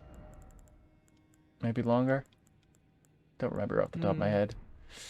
I got Blood Blade, so that would give my straight sword a blood infusion. Okay, let's go with that. Or she can cancel into kick in phase 2. Yeah. Okay, ready whenever you are. This ain't gonna be pretty. Do I have anything good for stance breaking?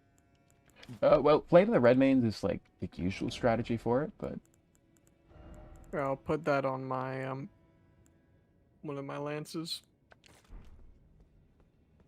80 seconds, okay. It's not a minute, it's 80 seconds for Golden Vow. Oh, but yeah, I wouldn't be able to take advantage. I'm basically entirely magic, so Oh, it wouldn't be too good. yeah. How gravitas, does that do extra stagger damage? No, it doesn't. Spectral lance? No, but No, that would be no, Nicole. definitely not. I'm thinking here. Okay, spell-wise, if I go for, like, all the Black Flame shit, we should be okay. Uh, do I have any form of regen for us? I do! I got Blessing of the Earth Tree, okay. It's a shit ton, though. 60 FP cost. Might be worth it. I mean, we're not going to be using Barrier Gold, so... I don't think I'll put on the Stone Barb cracked ear. Okay. And my tiers, I've got the hidden Cerulean hidden tier, and I got the Flame Shroud and Crack tier. So that should boost up our fire. Okay, just waiting for your sign. Okay, it should be by the gate in a moment. Okay, I'll have a lot of tools at my disposal. Reset the stream clock, boys? No fucking way, Lupine. Might be crazy, but I'm no hoser.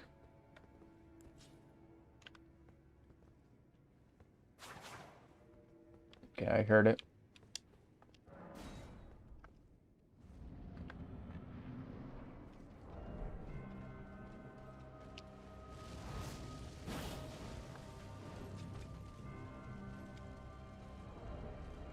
Okay, what do I have Flame the Red Veins on? Wait a minute, where'd you go? Already in there. What? What, did you get a weird spawn or something? No, I was confused because the bar was not there. Hmm.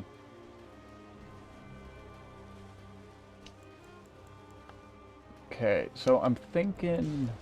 Yeah, I got an idea. So I got the Primal Glintstone Blade, which will... Make your spells more efficient. No, it will bring down the cost. In return, Are you going to use a lot of fireballs? Yeah, I'm going to use Black Flame. Just the ball. And that will do percentage-based damage to her. So if you can keep her attention in phase 1, and I can step in on occasion, then we should be able to make it to phase 2 with minimal issues. There we go, that's a good trade.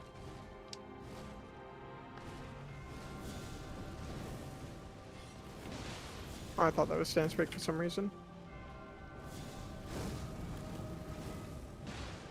And if I get Godfrey's icon on. That increases charge attacks.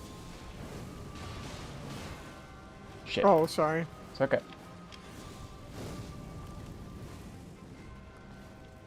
This is like literally... I gotta keep her closer to you a bit. I don't know, just as long as I'm like behind her, we should be okay. And of course another raid. Oh god. Is this our lives now, Amir? Yep. I Fuck. guess so.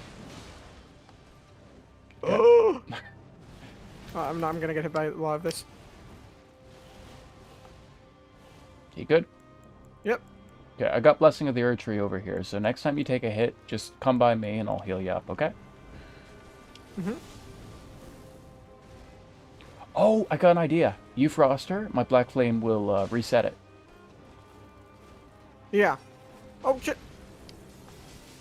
Okay, note to self, don't do that in neutral. Okay. If you'd like some regen, come on over.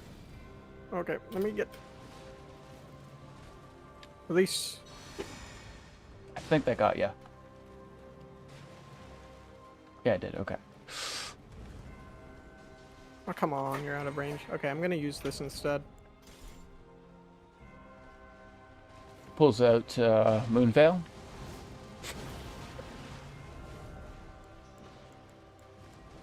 Okay.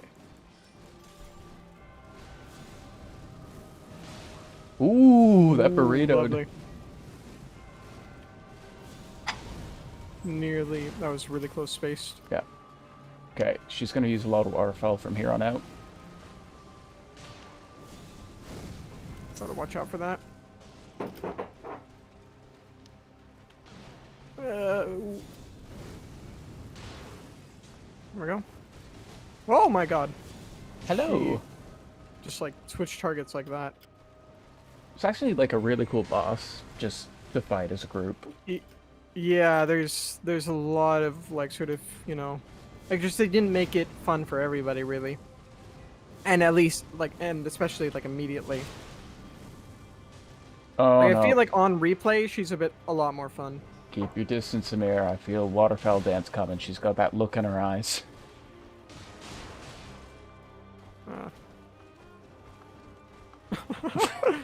I'm dodging. It's so funny. Yep. It's like this gut feeling.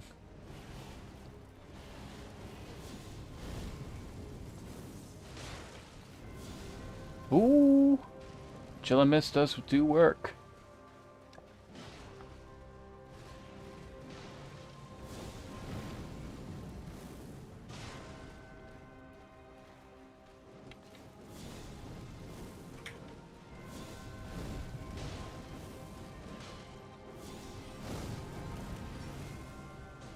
Okay. Oh, yep, she's one tick. Advanced take. I'm not gonna force you to watch a cutscene. Don't worry. Oh. Almost stabbed out. Okay, so Alright, let me get Ice the... Spear. Yeah, let me get the first hit in. That way I've got Blade of Death going. Okay. Oh no! Instant waterfowl. Someone's cranky. Oh! Sudden switch target. That was hot. Oh, wait, what the frick? She just placed it behind her. What is that bullshit? I want that smear incantation one of these days. Come on, game. Oh my god, I forget about that shit. Do you want some regen? I would like that. Okay. Oh, No, no, no, no, no, no, no, no, no. I might be dead here. No, I'm dead. She swapped Holy targets. Shit. Okay. Here. I'm coming. Woo. Think you're still in range? Yep. Oh, but what is my menu? I got locked in my menu somehow.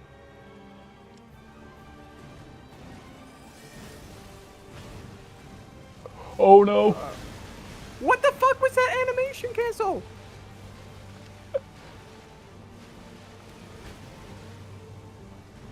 Man, this is so bullshit. She, when she switches targets during those big attacks, it just doesn't make sense.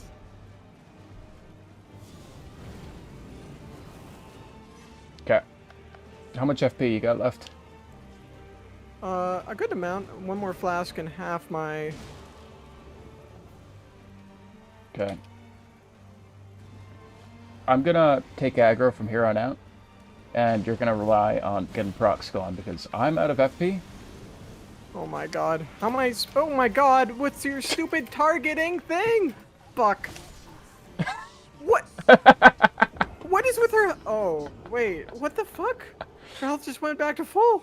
Yep. Okay, this game is just so. This boss is so fucking bullshit on co-op. Like when you try to split aggro. Well, she was Melania, played a Mickle, and this has been the Red Man Cafe, where two, like, literal Elden Ring scientists got totaled by a base new game, Yep. Melania. Thank you all for joining me. I think we're going to try and raid Lapis Viper before he tries and raids us. Yeah, yeah. We're not going to say goodbye. Don't We're not jinx going to it. do anything. We're just going to go raid Lapis. Yeah, we already gave our goodbyes. Yeah.